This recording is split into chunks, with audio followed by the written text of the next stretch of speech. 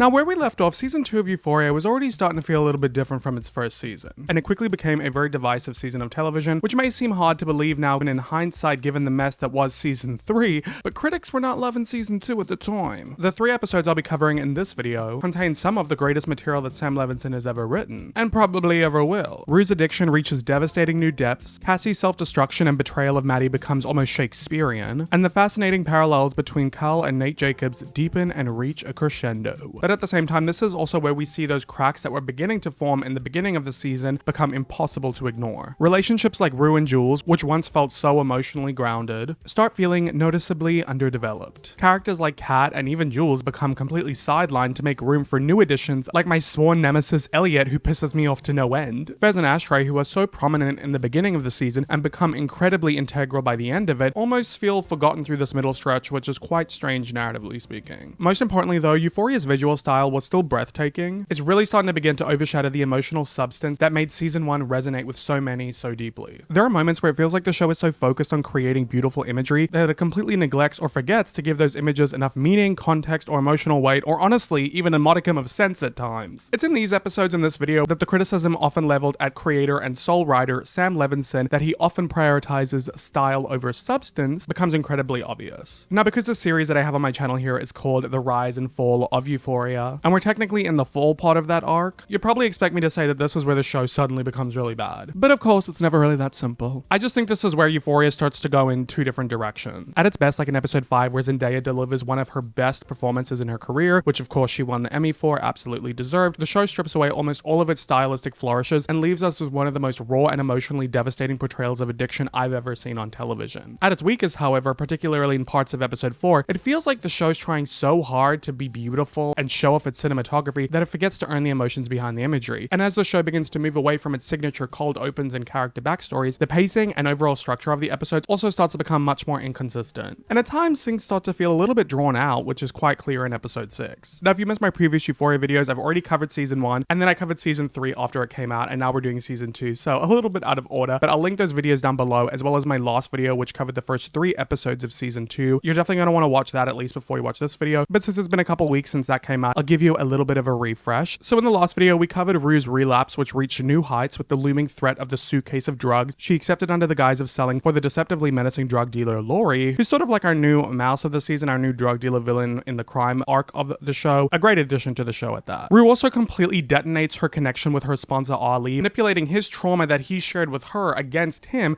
to get him off of her trail. Her relationship with her girlfriend Jules and her family was also on the rocks as her lies about using drugs again continued to pile up against her. She's also now stuck in this weird unofficial throuple with my least favorite character Elliot, who Jules thought that she was cheating on her with, but who is actually the one supplying Rue with drugs until she got the suitcase from Laurie. And now, in kind of a weird reverse effect, looks like Jules might be developing feelings for Elliot, or maybe she just likes the male validation. Onto the mess on the other side of the street though, Cassie and Nate's secret relationship was a car crash you truly couldn't look away from, and is getting increasingly difficult for them to hide, and the guilt is eating away at Cassie. Yet she persists, while Maddy, her best friend, is beginning to unpack the aftermath of her abusive relationship with Nate, which felt like a really promising direction for her character. Meanwhile, some other secrets on the block, Cassie's sister Lexi is secretly exploiting the lives of her sister and friends for this mysterious play that she's writing, which the principal somehow is letting her put on. Seems wildly inappropriate and unrealistic, but that's very on theme for this season where Sam just defies the laws of logic. So that's a disaster waiting to happen. Another disaster, but in more of a boring sense rather than an entertaining one, is Kat's going on this identity crisis journey and is like sort of missing her sexual escapades and is not really enjoying her relationship with Ethan, but is avoiding breaking up with him because there's not anything technically wrong with him. Whatever, it's the most uninteresting storyline of the season. On the polar opposite end of that though, we get some fantastic flashback backstories for both Fez and Cal that add so much depth to their characters before eventually giving us this hilarious face-off between the two of them. So basically Cal had been trying and failing to intimidate Fez after he found out he beat up his son Nate, which only happened because Nate had ratted him out to the police, leading them to get raided and subsequently ending up with Ashtray impulsively killing their supplier Mouse. At the same time, Cal was on this wild goose chase trying to track down the secret tape that he unconsensually recorded of when he had sex with Jules, who was underage at the time, and this landed him up at Fez's house because Nate had convinced him that Fez was the one who had the tape, when really Nate knows full damn well that his ex-girlfriend Maddy is the one with the tape. So Cal feels like his life is about to implode while Nate's keeping his cards close to his chest. Meanwhile, Fez is like, can you guys just leave me the fuck out of this?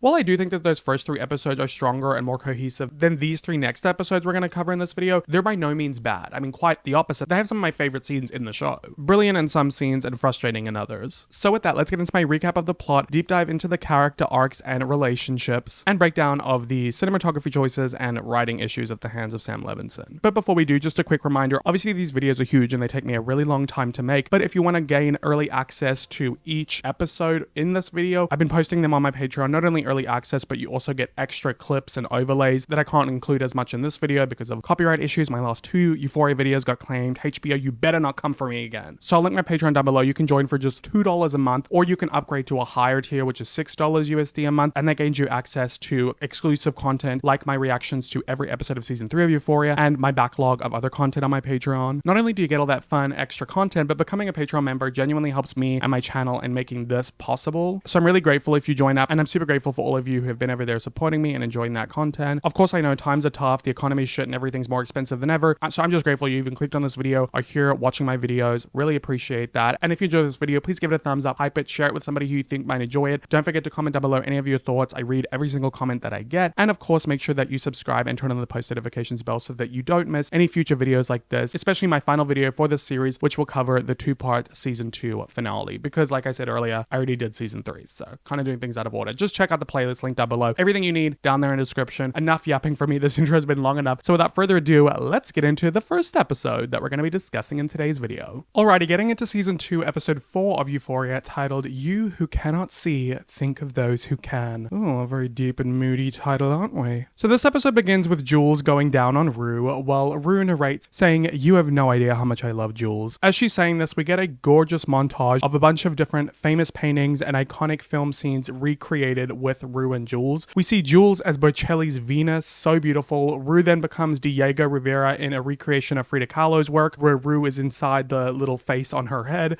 We then get references to films like Ghost and Titanic and Brokeback Mountain. Not only is it extremely cool and really beautiful, but all of these recreations are of famous romances that end in tragedy. So it's a pretty blatant piece of foreshadowing that Rue and Jules' relationship is destined to be doomed. I will say though that I feel like it's a little bit heavy-handed to compare Jules and Rue's romance to these iconic pop culture references if you're framing it through the lens of this season, because last season it would attract. I mean, their romance did feel very big, like this high school romance. It's all encompassing. Like every small moment or change in the wind is a huge deal to Rue, right? But this season it doesn't feel that way because she's so high and zonked out of her mind. A lot of the stuff that's happening with Jules just feels like an afterthought for her. Like she doesn't seem that engaged or interested in their relationship. So I don't know if this is her trying to convince herself that this is still how she feels, but that's just me really stretching my thinking to try and make sense of this, because other than that, it's just a beautiful montage that doesn't quite track for their relationship given this season, because their relationship this season is very lackluster, very much an afterthought. And honestly, something that really pisses me off is I feel like both of their connections to Elliot feel stronger than their connections to each other this season. And I really feel like Rue's relapse and the lies that she's telling about being on drugs would be conflict enough to have between the two of them. I don't think we needed to bring Elliot into the mix, but look at me already starting my hate trade for Elliot, and he's not even in this scene. Anyways, back to present day. We learn that it's Rue's first time having someone go down on her, but the problem is that she cannot feel anything because she's taken too many narcos. Jules keeps trying for what Rue later claims was 25 minutes before Rue finally fakes an orgasm, and not only does she fake it, but she does so in the most exaggerated, over-the-top way. It's like,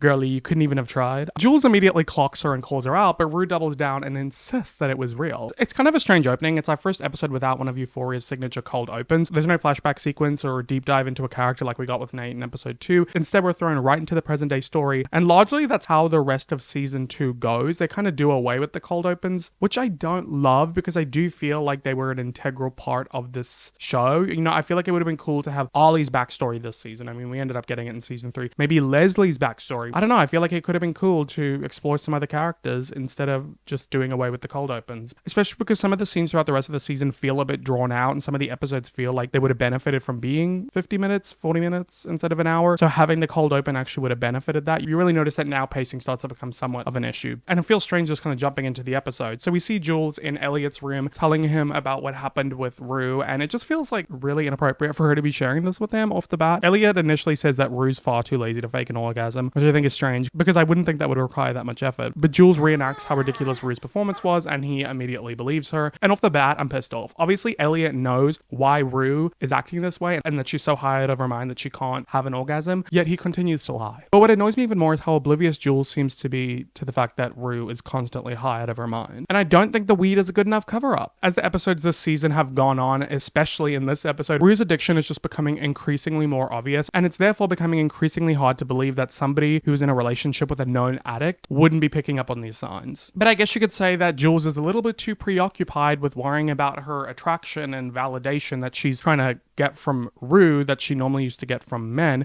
because she's too busy being worried about whether or not Rue is attracted to her instead of like, why is she acting this way? Why did she fake an orgasm? But Elliot says it's probably just because she doesn't know how to eat girls out properly, and Jules feels even more secure, saying that makes her feel like a guy, which is an interesting moment considering the kind of gender exploration identity journey that Jules has been going on this season, wearing binders and, you know, cutting her hair and dressing a bit more mask. And in her special episode, we saw that she might want to go for puberty blockers, but we're not doing that. Like I said in my previous videos, Sam Levinson completely lost interest with that. That only ever became a talking point because of Hunter Schafer co-writing that episode, and we got a couple mentions of it in the last episode. But other than that, no more exploration of Jules' gender this season. Which sucks because I think that would have been really interesting, and she doesn't really have much else to do the rest of the season, to be honest. So Elliot decides to help by demonstrating on Jules' hand how to eat someone out. It's incredibly cringy and uncomfortable to watch, and the interaction between them starts to feel really intimate really quickly. And before long, Jules kisses him and effectively cheats on Rue. Because even though there's been weird vibes between the three of them, there has not been a conversation about them being in an open relationship or a throuple or polyamorous or whatever the hell. So Jules just straight up cheated on Rue. Before last season with Anna, it was kind of murky because they didn't explicitly say they were together, but they're together this season. So Jules cheated on Rue. I'm not saying that makes her a morally reprehensible person, especially because she's a teenager, but look, it's not a great thing to do. And it's really wild to think about how Jules spent the last couple episodes being jealous of Elliot's relationship with Rue, thinking that Rue was cheating on her, and then she went ahead and did that herself.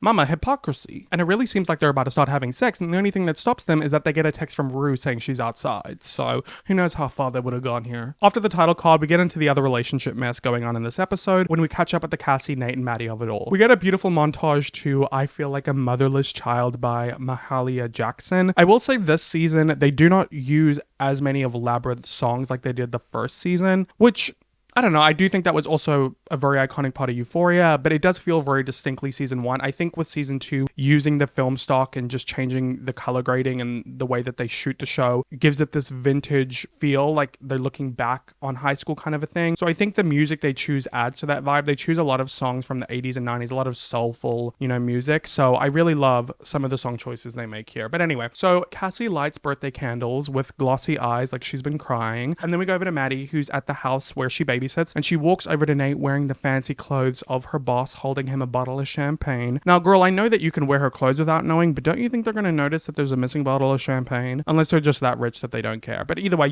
she's playing house here. And as Nate looks up at her while drinking from the champagne bottle, we have a flashback to when he was eating Cassie out back in episode 2, saying, "You have no idea how much power you have over me." And I think this is edited in here because I don't think Nate actually believes Cassie has power over him. I think he said that to her to let her think that she has the upper hand, when really he has power over her. He's been getting her to do everything he wants ever since he got involved with her. The person who really has power over Nate is here, because the second Maddy gave him the time of day, he dropped Cassie like it was nothing last episode and showed up on Maddy's doorstep, or boss's doorstep, but you get the drift. We then see Cassie crying on the phone to Nate saying, "I'm not a good person and I don't like what we're doing." Well, good. Well, then stop doing it. Make up your mind. She's constantly oscillating between feeling bad about things but then doing it anyway. But look, such is the human condition. Sometimes we do things even when we don't want to do them and we know it's wrong because, X, Y, and Z, daddy issues, self-control issues, needing validation issues. The list really goes on when it comes to Cassie. So, the show is an exploration of flawed characters. So of course she's going to do something even though she knows it's bad. It's not that simple. And there's a lot of that this episode where Cassie's guilt is building to a crescendo. So we then see her carrying the birthday cake over to Maddy, because this episode is Maddy's birthday. So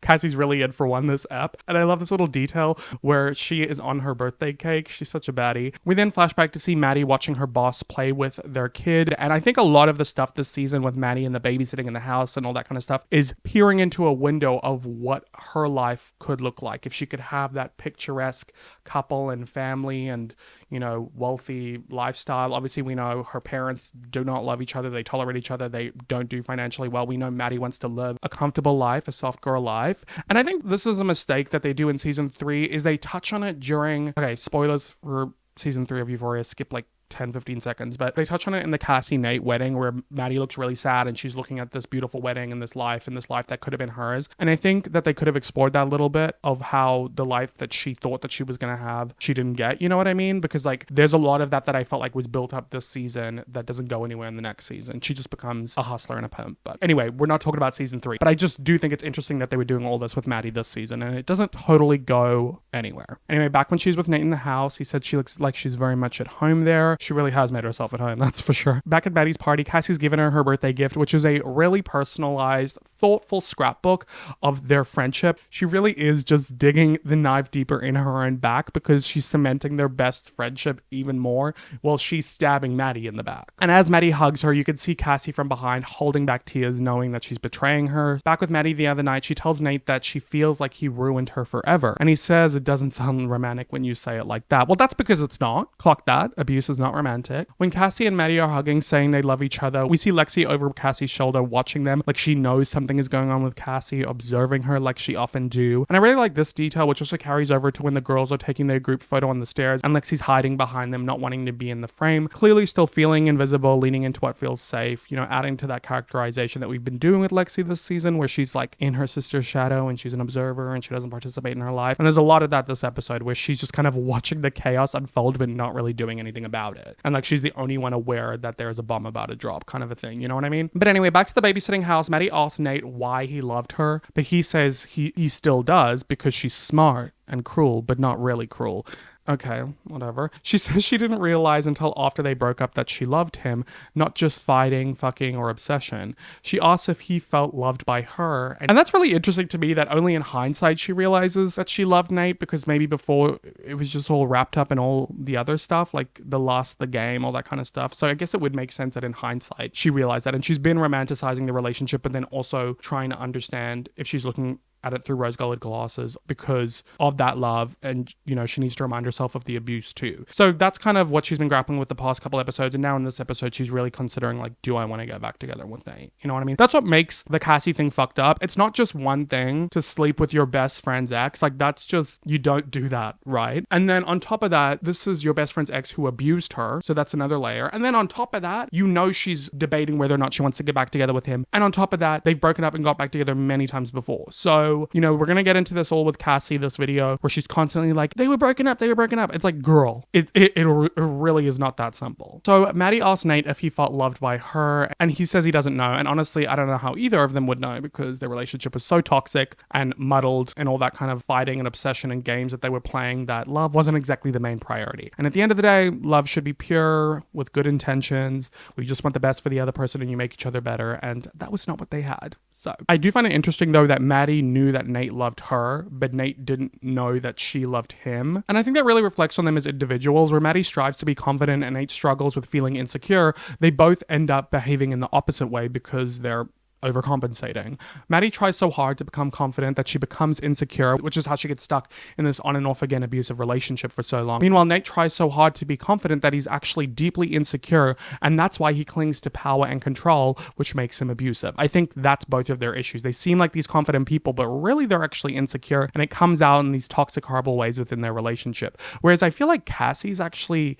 comes across as an insecure person, but I think she does have this confidence and think highly of herself. You know what I mean? Like, I don't know if that makes sense. I feel like Maddy and Nate are like all confident. People look at them and like, they know what they want, this and this, but on the inside, it's like, no, I'm insecure. Like, I'm going to be jealous and I'm going to be controlling and I'm going to be this, I'm going to be that. Whereas Cassie's like, no, you should want me. No, you should want to be with me. No, I'm the prize to be won. No, be with me. I deserve this. This is what I deserve. But then to the outside eye, she seems like this really like insecure, needy girl, but she's like kind of a narcissist. I don't know if I'm cooking here or if I'm talking absolute shit. Anyway, Nate hugs her as she's crying and he's kissing her forehead. And it's a really tender, sweet moment that almost feels like this is the first time that they're like really telling each other that they love each other without all the other bullshit. And it's really tragic considering their relationship is over and Nate has done something behind her back that she would never forgive him for if she ever found out. So I feel like there's that added layer of sadness here on both ends because Maddy's like, oh, like I might end up being with him even though I know I really shouldn't. Whereas Nate's thinking to himself, like, I could have gotten her back if I didn't get with Cassie because if she finds this out, she'll never want to be with me. You know what I mean? I just feel like there's that added layer of sadness here on top of the fact that these are two teenagers who've been in an abusive relationship. Anyway, we go back to the party where Cassie's slamming back drinks and we flash back to another night after Nate met up with Maddy and has told Cassie about it. So they're in his room arguing and he says, you knew I still had feelings for Maddy though, which Cassie doesn't contest, crazily enough, like she was okay with him being with her even though he wasn't over Maddy. Like, girl, please. Pick yourself up. She says she didn't think that they would get back together though, which, what would make you not think that? Like I said, they've gotten back together over and over and over again. Please, like, do you have any sense of pattern recognition? Not to mention Maddy's been talking about getting back together with Nate to you, so you're feigning ignorance. Nate says they're not getting back together, but Cassie keeps smiling, saying, if I knew you were going to get back together, I would have never done any of this. Which, Cassie, please, you're just saying that to convince yourself to make yourself feel better. And besides, like I said before, sorry to keep repeating myself, even if they're not going to get back together, shouldn't date your best friend's ex. Let alone best friend's abuse facts. So, and Nate calls out her sweet and innocent act, saying if she was such a nice person, she wouldn't have slept with her best friend's ex. But Cassie reiterates, you two are broken up. And he's like, that is a comfort to no one but you. And look, he's right, but he can pipe down because he's been manipulating her this whole time. She goes to leave and Nate asks if she's going to tell Maddy and she says, maybe I will. And he says, you're afraid I'm still in love with Maddy, so you're going to do whatever you can to destroy that. Sir, you destroyed that on your own. Talk about what's a comfort to you. You want to put all the blame of this onto Cassie and not take any responsibility. Nate goes on saying this isn't about you being a good person, it's about you getting what you want, which obviously I hate to agree with Nate, but he's obviously correct. She's not going to tell Maddy because it's the right thing to do. She's going to do it so that Maddy will never get back together with Nate, because if she can't have him, then no one can. It's very twisted and Cassie goes deeper into this destructive hole after Nate tells her you can either get into bed or leave. Ugh. So romantic. She gets her crazy eyes on and says, you know what you don't realize about me, Nate, is that I don't care what happens to me, how angry Maddy gets. You two are toxic and you shouldn't be together. He asks her how she could possibly know that. And it's like, well, I think everybody knows that. But she says, because she's my best friend and I'm in a relationship with you, girl.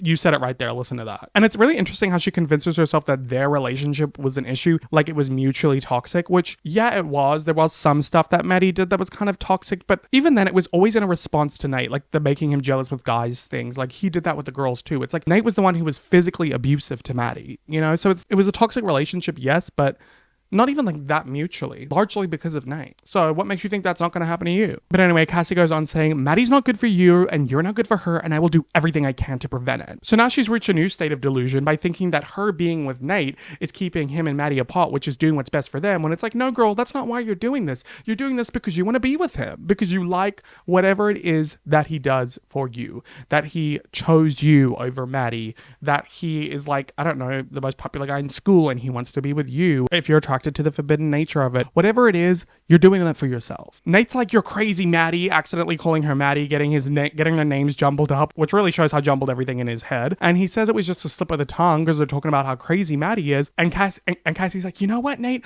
What you don't seem to comprehend is that I'm crazier. And in that moment, she does look certifiably insane, so I'll give her that. He tells her that's not something to be proud of, and she says no, but it is something that you should be scared of. It's honestly a really good argument. I do love this scene. They then go back and forth fighting over the definition of blackmail because Nate thinks that she's trying to blackmailing him into being in a relationship, and Cassie's like, no, I'm not. It's just the consequences for your action. And he's like, you're saying if I'm going to do this, then you're going to do that. So that's literally definition of blackmail. And she was like, people have choices, Nate. These are yours. Like, she's literally, I love how crazy she is in this scene. I got to give it to her. So Nate ends off saying how fucked up it is that she wants to blackmail him into being in a relationship. And she's like, no, what's fucked up is you telling me that you love me and then going to be in a relationship with my best friend. Yeah, it is fucked up, Maddy. Yeah, it is fucked up, Cassie. How about you think about that in the reverse? Because that's literally what you're doing to Maddy. I can't. Like, the way that she just... It's like, you know how we all have like wires in our brain that connect thoughts and stuff? It's like Cassie's are just severed. She just doesn't put two and two together. Nathan has a full-on man tanty and Cassie smiles, feeling like she won this argument, and calmly says goodbye and goes to leave. Then Nate stops her from the top of the stairs and tells her that he loves her, and she doesn't even turn around. She just smiles and leaves because in that moment, she feels like she's won the power and got the upper hand. And see, this is something that Maddy could have never done with Nate back in their relationship and during their arguments in season 1. Most of the time it was Maddy trying to be understanding to Nate, trying to show him empathy, trying to, see where he was coming from, trying to work through the issue with him. And that always ended up with her getting hurt. Whether he would strangle her, shake her head, scream at her, or whatever. Whereas Cassie comes at Nate at his own game. Like, she can 1v1v his manipulation, which is why I think he doesn't end up being, like, abusive to Cassie. Because I'm trying to think I really want to word this carefully, because I'm not trying to say Maddy's weak. I definitely don't think that at all. But it's like abusive men are cowards. They will want to hurt women that they perceive as weak. And I think the way that Cassie handles their arguments and equally threatens him and manipulates him and does this and this, like, to him, like, that makes her seem like strong and like she has this power. So he doesn't want to, hurt her because he doesn't perceive her as weak. Whereas with Maddy, when she was coming from this gentle, sweet place, he perceived that as weak and something that he could, like, dominate and overpower. I don't know. Look, I'm not the most educated and well-versed when it comes to, like, abusive relationships, but that's just how I view it. Because I have always wondered, why was Nate physically abusive to Maddy and not with Cassie? Because I don't know how to word that, but that's my thought process. But anyway, I think also this scene leaves you wondering whether Nate really does love Cassie or if he's just telling her what she wants to hear so she doesn't expose this to Maddy. We then get a scene with Cassie and Lexi, maybe the same night Cassie gets home from Nate's house, and she's getting dressed into her PJs, and Lexi asks if she's lost weight. And this conversation cuts back and forth between different students auditioning for Lexi's play to play the role of Cassie, whose name is Hallie. And I think this is to obviously illustrate how much Lexi is plucking personal experiences with her sister for her play.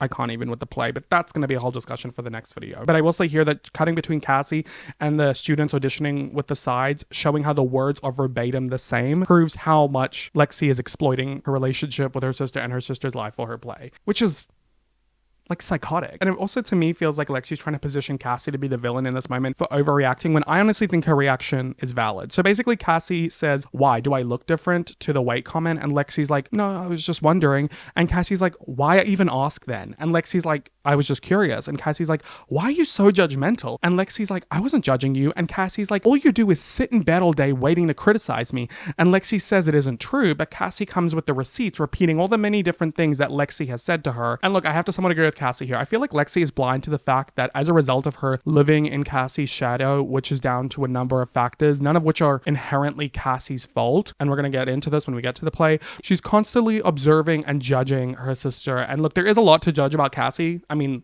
cite the previous scene, but I think her body is not one of them. She's already somebody who gets objectified a lot for her body by pure fact that she was a girl who developed these large breasts during puberty. So for you to come in and make comments about her weight unprovoked, unnecessarily, that is judgmental. So I feel like Lexi looks at this like, oh my God, look at Cassie just overreacting. Like, this is how she always is, overreacting to me, just being curious and caring about her. And it's like, girl, you're just like making these random comments. Like, if you're worried about her state of mind, why not ask about that? Why ask about if she's lost weight instead? Maybe she's lost weight as a result of stress. And if you're questioning that, ask her what she's stressed about instead of commenting on her body. Do you know what I mean? Anyway, this argument ends with Cassie telling Lexi to shut the fuck up. And Lexi says, "Fine, I'll just stop caring." Which, yeah, like I said, maybe she was concerned, but I think that's a pretty manipulative thing to say. And Cassie says Lexi's making her feel like she's going crazy, which, to be fair, is also a deflection, because really what's making her feel like she's going crazy is Nate. But obviously she just came back from Nate's and now she's having to deal with all this. So Lexi's getting on her nerves. And, this is something that I really like, scenes like this, the Lexi-Cassie sibling relationship, because they're so close in age, but they're so different. And I really think we could have delved deeper and explored it a lot more this season, and especially in season 3, because those were moments where I thought season 3 was doing well, was when we were, well, at least for Lexi's storyline. Because if you watch my season 3 video, you'll know that I think Lexi is severely underutilized in season 3. And the only time I really like her storyline is when they're doing stuff with Cassie. So I think this is something we could have explored more. And we do a lot in the play, to be fair. But I think, in my opinion, it doesn't come back looking good on Lexi, even though I think Lexi thinks that it does. Like, I think Lexi thinks quite highly of herself and thinks quite critically of Cassie. But this scene alone, to me, it's not a good look for Lexi. Anyway, after all those flashbacks, Euphoria with its non-linear timeline, we go to present day at Maddy's party, where Cassie is chugging vodka in private outside, really wanting to drink to deal with her guilt, of course, while Susie is inside being the cool mom. She's not a regular mom, and she's cheersing with all the girls like she's their peers, calling them her girls, then also makes them promise not to snitch to any of their parents for letting her drink. And they're like, "Of course not, Susie." And it definitely seems like this is a regular occurrence, which, kind of isn't great, but at the same time, it's like teenagers are going to find alcohol anywhere. So like, you know, at least you're giving them a safe space to do it. I don't know. I'm not here to get into the moralities of underage drinking. We then go over to Nate's house where he's wrapping Maddy's birthday gift and writing a card for her. And Cal comes in drunk with his head bandage from when he was beat up by Ashtray in the last episode. And he says, I would like to make a toast to Nathaniel, the winner of all winners, the kings of all kings, the big swinging dick, Mr. Big Balls, huh? You are a part of me I will never understand, but I take full responsibility. Okay, Cal, well, it seems like you have a modicum of self-awareness. How about we hit the therapy couch? Nate's uninterested in his father's antics, but when Cal says he's going to take a drive, Nate says, wear a seatbelt, which I don't think he really cares. I mean, he drank drive back in episode 1, and he fantasized about his dad dying in episode 2, and he also hates the man. On the Carl end of things, he's obviously feeling very exposed from his conversation with Nate back in the end of episode 2, and then after episode 3 where he's trying to find the tape through Fez and Ash, and that didn't work out because Nate just sent him on this wild goose chase because Nate knows Maddy's actually the one with the tape. So I think that plus getting beat up by a 12-year-old Cal's had a real hit to the ego. And on top of that, he doesn't know if he's going to land up in prison because the tape of him having sex with Jules when she was underage, and he also filmed without her consent, is not in his possession and he doesn't know where it is. So I feel like after he spent so much of his life being hyper controlling to cope with his issues and hide his double life, now he's kind of looking to blow his life up. Carl leaves laughing after the seatbelt comment and is like, okay, dad, which obviously is just a stupid joke, but I also think is interesting because it kind of feels like a role reversal, whereas like Carl's acting like the child and Nate's acting like the parent, like, wear your seatbelt. And also it's a role reversal in the sense where all of season 1, Cal was this very controlled, calm guy, and Nate was this very erratic, impulsive guy, and now the roles have flipped. I think Sam Levinson does some really interesting stuff with Cal and Nate this season. It's one of the strong points for sure. So we go back to the demon's house, aka Elliot. He's dancing with Rue, who then goes to the bathroom to snort some lines, and Jules says that she thinks that Rue has a crush on him, and Elliot's like, should we all fuck? And Jules kisses him and then stops when Rue comes back in. So now we're cheating on her when she's in the other room. Yeah, okay. And the way that she snaps apart so quickly, it's like, girl, you know what you're doing is wrong, and yet you persist. Like, literally after the slightest bit of male attention and validation, Jules just cheats on her girlfriend. It's real sad. Especially when Rue, like, jumps in the middle of them and is, like, cuddling Jules, like, not knowing what just went down. Like, the lies between them are stacking up. Now we not only have Rue lying about using drugs, now we have Jules having an affair. Speaking of, Elliot then goes to the bathroom and uncovers a red Solo cup with a line, and it's unclear whether or not this is a line that Rue left out for him, because then he blows it away, which would make me think that's like kind of manipulative, like making her think that he's getting high too, but really he's not, so that he's a bit more level-headed and like, you know, could make intentional choices, unless it's a line that Rue left out to have later that he blew away because he doesn't want her to get even more high, because now he's starting to worry about her. I think it's probably the latter, but I like to think it's the former, because to me, he's a demon. So, demon twink. Anyway, when he comes out, Rue kisses him really quickly, and Jules is like, that wasn't 10 seconds. So she obviously dared her to do that. And then Elliot was supposed to Rue that they should make Jules jealous, and they make out while Jules quickly counts to 10. And Rue's like, oh, that was amazing. And is like, what, Jules, are you jealous? And Jules is like, no, I don't get jealous, even though clearly you do, which is wild considering what you're doing in the shadows. She then dares Elliot to lick from her crotch to her tits, and he does. And she asks Rue if that makes her jealous. And why these two just can't be together without the shenanigans with Elliot, I do not know. They don't even have the poly look, but I digress. To me, it's just sad because it's like they haven't even been together that long. They just got back together after everything that happened. Like, can't they just enjoy each other? Is there really not enough going on between them that they have to bring in a third? But I guess that's the thing, is they're both doing it for their different reasons. Rue's doing it for the drugs. Now Jules is doing it for the male validation, but she didn't even have that before. So I guess she was just like tolerating it. I don't know. This whole throuple threesome thing with these three, it bothers me. I don't even think it achieves what it's trying to achieve, which I think is the drugs and the male validation. I think is Jules only just got with Elliot this ep. There were any inklings of it last ep. So I feel like that's what Sam Levinson is trying to do, but it's kind of half-assed because you can really tell he doesn't care as much about the Jules and Rue relationship anymore. Elliot then suggests that they take a break from the quote-unquote lesbian power games and go steal some liquor. So he drives with Jules in the front and Rue in the back, clearly zonked out. Like, how Jules can't tell she's high is beyond me, because she's too busy trying to suck Elliot's dick. When they go back to Maddy's birthday party at Cassie's house, the girls are drunk, dancing. Susie does a slut drop. She's twerking.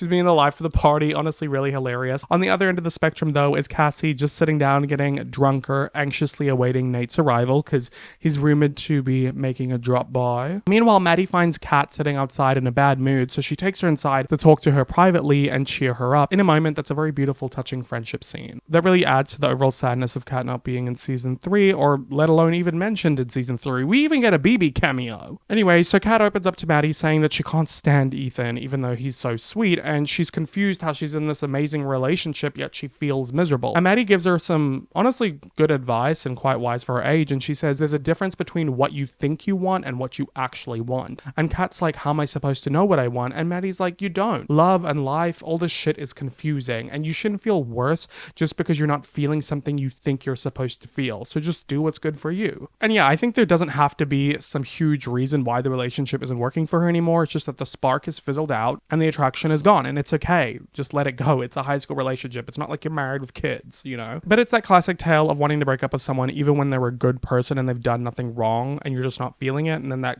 you can feel guilty about that and you don't know how to handle that. I think that's obviously what Kat's experiencing, but then also the added layer of, you know, not getting her sexual desires and fantasies met, which we never see her even try and communicate with Ethan. I think this whole thing could have been a more interesting commentary on how last year Kat was chasing these highs around her camming and sleeping around and her dominatrix/humiliatrix stuff. And maybe for a bit of conflict, we could have had Kat go behind Ethan's back doing the camming thing again, and then he finds out and he's upset, but they overcome it by incorporating some of the more dominatrix/humiliatrix stuff that he likes with her. I reckon Ethan would be a sub. I reckon he'd be into it. That would have been a lot more interesting than just this, oh, should I break up with him? Should I not break up with him? Where we get like one scene an episode about it. It's just such a half-assed storyline, and there is a reason for that. There are rumors that there was a rift between Bobby Fiera, who plays Kat, and Sam Levinson, who allegedly wanted to give Kat an eating disorder this season, which not only would that make no narrative sense given her empowerment journey she went on last season about feeling more confident being in a bigger body, but also Bobby Fiera allegedly called this out and refused to do it, so people speculated that he either punished her by giving her way less screen time or just didn't care enough to write her another decent storyline. So ultimately Fiera felt sidelined and decided to leave the show after this season as a result of her treatment. So this explains a lot of the bizarre writing choices around Kat this season that only become worse. Like for the second half of the season, she's basically an extra. She basically gets the BB treatment, even though BB has always been like a small minor character this whole season, whereas Kat was one of the main 8 characters of the last season, so it really doesn't track. And by the time we get to episode 6, they do something with Kat and Ethan that just pisses me off so much, so we'll save it there. But yeah, I did just want to mention what the hell's going on with Kat, because you definitely feel the difference this season. Like with Jules, it's like, oh, we're not seeing her as much, we're not exploring her as much, whereas with Kat, it's like, did they forget about her, you know? But anyway, let's get back to the episode. So Elliot, Jules, and Rue pull up to a convenience store, and Rue stays in the car to keep the lookout, while Elliot distracts the teller so Jules can steal some White Claws. The guy spots Jules and tries to stop her, but then Elliot jumps over the counter to rob his register, so the guy goes after him, and then Jules gets away. Elliot runs into the car, and when they're driving away, the guy smashes the window. It's really not an interesting scene. I guess it's just supposed to like illustrate how much of a bad influence Elliot is, but we already knew that by the fact that he's supplying an addict with drugs, so I don't think petty theft really added much to the scene. Waste of time. Unless the point of it is to show how Jules is easily influenced as well, which is ironic considering her father thought that Rue was the bad influence. Meanwhile, he doesn't know the shit Elliot's getting up to. Anyway, we then check back in with Cal as he uncovers his old Jeep from when he was a teen. If you remember from Cal's backstory in episode 3, he would ride this Jeep around with his bestie Derek. There's a lot of payoff in this episode from the last episode to do with Cal. I almost put this episode in the previous video, but I think it works a lot better when we're looking at Rue's storyline to keep it in this video. But anyway, that's just a side tangent. So Carl decides to go for a little drunk drive, swerving all over the place, reliving his 80s music to relive his glory days. It's a real moment of euphoria for him, and I love that he keeps the car, you know, a little piece of himself, a little piece of Derek, but obviously I don't love that he's a drink driving. What I do love though is the parallel between him and Nate, when Nate was drink driving in episode 1 and now Carl's doing it. Once again, Levinson's got that interesting Carl-Nate stuff going on for sure with the parallels. And like I always say, love when the character stories kind of intersect or glide past each other, because we see Cal driving like a maniac and Elliot drives past him, and then we stick in the car with Elliot and them. So Jules puts the drinks that she stole in the back. Rue cracks one open and Elliot looks back at her and whispers from the side that Jules can't hear that she can't drink on that shit that she's on because it's dangerous. And this is why I think earlier on he blew away the line, because he didn't want Rue to take it, because I think he's starting to worry about her health, which, I mean, not sure why all of a sudden he's worried about it, because he hasn't seemed to give a shit at all up until this point, but all of a sudden in this episode he realizes like, oh shit, maybe I shouldn't be supplying drugs to the drug addict. Okay, idiot. I guess the night that you met her and she almost died in front of you wasn't scary enough. Back at Maddy's party, Cassie answers the front door, smiling when she sees that it's Nate, but he just walks straight past her asking where Maddy is. I don't know what you thought was going to happen here. Like, you knew that he was coming here for Maddy's birthday party. Did you really think he was coming here for you? Or did you think he was going to like kiss you or hug you? Like, girl, delusional. I mean, this is rough for her, but kind of a good reality check. You are his side piece at the end of the day, and he's not even with Maddy, and you're still the side piece. Nathan gives Maddy a Tiffany heart necklace for her birthday, which she loves, a very basic gift, but Nate does seem like kind of a basic guy. Like, he's totally giving Cartier love rings as an anniversary gift. But Maddy likes the gift because, you know, she likes flashy things. She kisses, she hugs him. It's working. Clearly he's trying to get her back. And we could see Cassie in the corner sculling some more drinks, and her mom asks if she's okay, and Cassie's like, yeah, why, do I not look okay?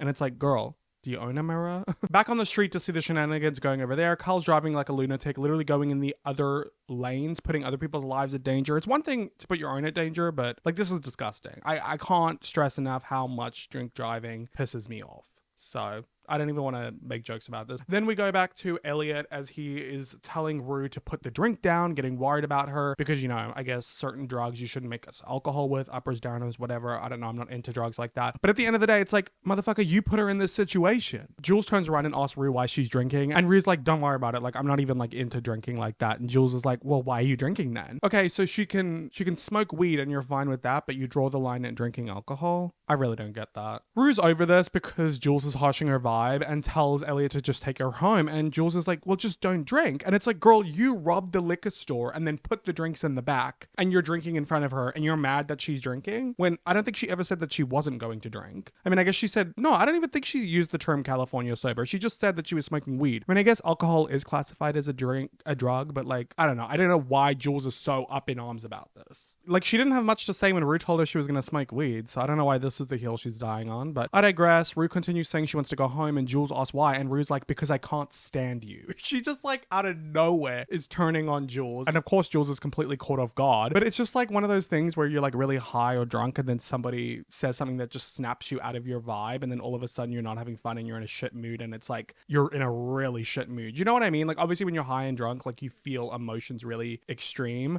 This is me trying to justify this huge pivot because I just feel like prior to this, Jules and Rue, yeah, they've been having issues in their relationship, but not like this. Like, they haven't been fighting like this. Rue has never been mean to Jules like this. The beginning of the episode, she's like, you have no idea how much I love Jules. And then at a moment's notice, when Jules is pissing her off, she's like, I can't fucking stand you. It just feels like it comes completely out of left field. We've just been hearing for episodes and episodes, like, I love Jules. I'm obsessed with Jules. Everything's about Jules. I got to keep Jules and drugs. I need both. Like, I don't know if it's just maybe to show that how addicts can change on a dime, how their moods can shift like that. I don't know if that's the point, but either way, like, characterization wise, it feels very much out of left field for Rue to be treating Jules like this. Anyways, we go back to the party from hell where Cassie is in the bathroom chugging down yet another drink. I don't know how she's fitting all of this alcohol in her body. It is like beyond me. Like, she is swimming in it. And it's worthy to note that every time we see her, it's a different drink. So out in the living room, Nate says he's gonna head out, and Maddy's like, no, don't go. And he's like, I want to give you guys some girl time. And Maddy's like, you're so sweet. Like, he's really hamming it up, and she's eating it on a silver platter. Then we get an iconic Euphoria moment that I love. Classical music starts playing, the type that would literally be at like a royal wedding, as Cassie walks down the stairs in honestly what is a normal swimsuit, but because she's got really big boobs, it comes across like, whoa, like she's really trying to show off or whatever. But I think it's also like, okay, we're just at a party and all of a sudden you're in a swimsuit. Like, what's going on here? Like, you just decided you're gonna get in the hot tub. So she's walking down the stairs. The camera framing is great. We see her in between Nate and Maddy, of course, because she's coming between them. A little obvious, but, you know, does the job. And then we see Kat on the side staring at her like, girl, what the fuck is this mess? And Lexi's watching this all go down like, shit, like, shit's about to go down. Should I do something? I guess not. To her credit, though, she does try. She goes outside as Cassie is bobbing her feet in the hot tub while drinking and is like, what are you doing? And Cassie's like, what does it look like? Waiting for the hot tub to get hot. So Lexi steps back, feeling a little bit of animosity here. Obviously, she's concerned for Cassie, but Cassie's just taking it like her judging her yet again. And it is kind of sad to see this like miscommunication here. I don't know if Lexi could have done anything that would have changed the course of the night, but out of everyone, she's the only person. I mean, Susie a little bit, but Susie's too busy doing slut drops and twerking and having fun to fully notice. Lexi's the only one who's like really noticing how much Cassie is spiraling this night and drinking a ton and like acting really erratically. And then when what happens later happens, she's like, oh, I probably should spike up, shouldn't I? You know, her character arc this season is about her working on being less passive and less observant and actually speaking up. But to be fair, last time she thought she was trying to do that, Cassie bit her head off, so I digress. We then go back with Cal. He has made it to the gay bar where him and Derek went back in his flashback at the beginning of last episode after they graduated, and obviously they kissed, they had their moment there. This is him reliving that glory. When he comes in, he's smiling, excited to relive that memory, but he is acting a bit odd on account of the fact that he's drunk and has some brain damage. He's introducing himself to the bar folk, saying he hadn't been there in 25 years. He puts a song on the jukebox that is Drink Before the War by Sinead O'Connor, a great song from the 80s, likely something he listened to in his teen years, and he starts dancing alone. And we see back at the party, Cassie's dancing alone. They're both dancing to the same song within the show. A guy goes over to Cal and starts slow dancing with him. Meanwhile, Cassie is dancing alone with the streamers. And I love how chaotic she's being, getting tangled in the balloons, being an absolute drunk mess, really releasing all that frustrating energy that she has. Cutting between Cal and Cassie feels kind of random. I will say there's not a lot of similarities between these characters, unless we're thinking about how they're both kind of self-destructing their lives. You know, it's really beautifully sad and tragic seeing them have this kind of catharsis, using alcohol as a way to kind of like release their emotions that they're burying beneath the surface, if that makes sense. But the song does have lyrics that definitely pertain to both Cal and Cassie, like, somebody cut out your eyes, you refuse to see, somebody cut out your heart, you refuse to feel, and you live in a shell, you create your own hell, you live in the past and talk about a war, and you dig your own grave. Like, Cassie's been digging her own grave and is living in her own sense of hell. Cal's been living in his shell and is living in the past. So I do think there is something to this scene if you're really digging deep, but if you're not, feels a bit random cutting between the two, but it's vibey. I like it for whatever reason. So Cal starts imagining that the guy he's dancing with is Derek. We actually see young Derek, and he says, I thought I lost you to him. It's very sad. Back with Cassie, we pan out from where she's dancing to Nate and Maddy just watching her being a mess, and Nate's like, is she always like this? Like, he's questioning, like, damn, that's my side piece. And Maddie's like, no, but when she drinks, it's just tragic. It's a funny moment, but at this point, clearly Maddy doesn't seem too suspicious because this isn't totally out of character for Cassie. She's just getting white girl wasted or whatever. We then check in with my least favorite trio back in the car. Rue is fed up with Jules. She's still telling Jules and Elliot to let her out of the goddamn car. So Elliot pulls over on the side of the road and like a random road that looks to kind of be in the middle of nowhere vibes. And Jules is so upset with Rue that she doesn't even say anything. She doesn't even protest. And Elliot and Jules just drive off, leaving Rue on the side of the road. It's so fucked up. Like, I don't care how pissed off she is. If I was Elliot and Jules, I'd be like, okay, like, I understand that you're upset, but we're going to take you home safely. We don't have to talk the rest of the way home. I'm not leaving you in the middle of the fucking road when you're a drug addict who is high right now, who could step into the middle road and get hit by a car. Oh my God. If I didn't hate Elliot and Jules already this season, like, this episode brings it completely over the edge. Like, as much as Rue is done with Jules in this episode, so am I for the rest of the season. From this point onwards, I don't recognize Jules. I really don't. She's so like, let me not get ahead of myself, but I can't with where Sam Levinson takes Jules this season. Like, Elliot is like a stain on this fucking show.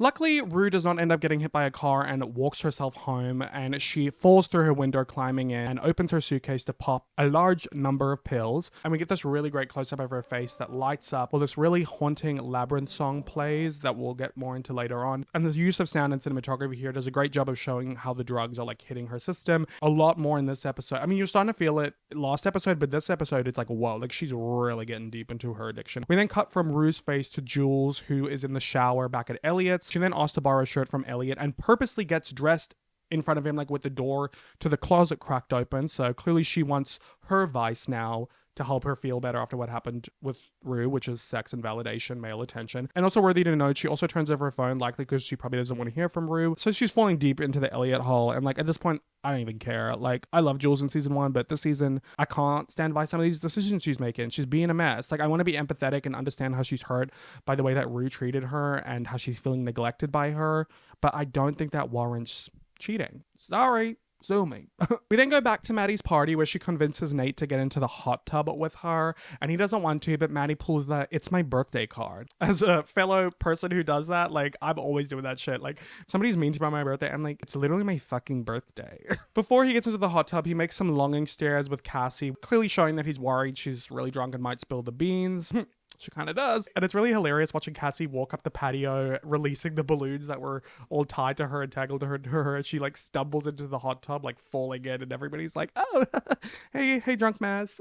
And then we get into one of my favorite Euphoria scenes in terms of like comedic chops. I mentioned this in the last video because 2 of my top 3 funny scenes were in episode 3 of season 2. This, to me, is the funniest scene of this whole fucking show. Oh my God, it's so funny. So I am going to be like reciting a lot of the dialogue because it's just that good. I mentioned when Cassie gets into the hot tub, she falls against Nate and then sits back up, and Nate like looks right at Maddy, see if Maddy's clocking like if something's going on between them, but still she doesn't look suspicious. And then BB, aka Vape Girl, says she's so glad that Nate and Maddy are back together, but Maddy's like, we're not, and Cassie's like, you're not? And Nate says no, looking at Cassie really quickly, obviously trying to keep up with the blackmailing, because if he is back with her, then Cassie's gonna say something and blow up his spot. And Maddy's like, I mean, I was gonna say no, but why did you? And he's like, you literally said no too though, like trying to say what's the difference. And she's like, yeah, but you said it so definitively. Nate tries to defend himself saying, but we're not getting back together. And Maddy gives him a look, and then he looks around and stops his gaze at Cassie, then quickly looks down and says, yet. So you clearly see him trying to please both Maddy and Cassie. It's a great moment. And then Maddy's like, why not just say that we're working it out? And he's like,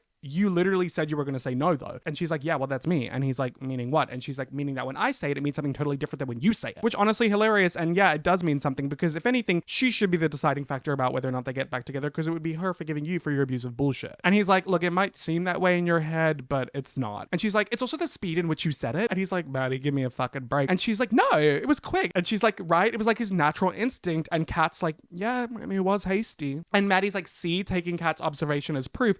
And Nate's like, you really think that she would disagree with you? And Kat's like, if I did, then I would. What, you don't think I have a mind of my own? Obviously, this is like a little side thing going on with Kat, where she is feeling like she can't make up her mind on anything, and you know, maybe she just always feels like she's been a follower to Maddy and not her in person, and she's had her identity issues and everything. She has also never been a fan of Nate, so I think this is like a great character moment, especially because we never really get any interactions between Kat and Nate, so weirdly really like this one. But Nate plays on her insecurities here because he just can't help himself and passive aggressively says, I know, I'm sure you do. And Maddy slaps her hands together and is like, see, he's such a and Kat's like, what's your fucking problem? Oh God, it's so fucking good. And Maddy talks to her girlies again and is like, see, I'm right. I'm not crazy. He's always trying to gaslight me. Which, yeah, he is. And honestly, I'm on her side 100% in this scene. He did say it very quickly and very definitively when they are clearly working things out. And that reason is sitting right next to him being drunk and silent, not making a peep. If I was Maddy, I would be suspicious of that. I'd be like, why are my other girlies backing me up, but you're not, Cassie?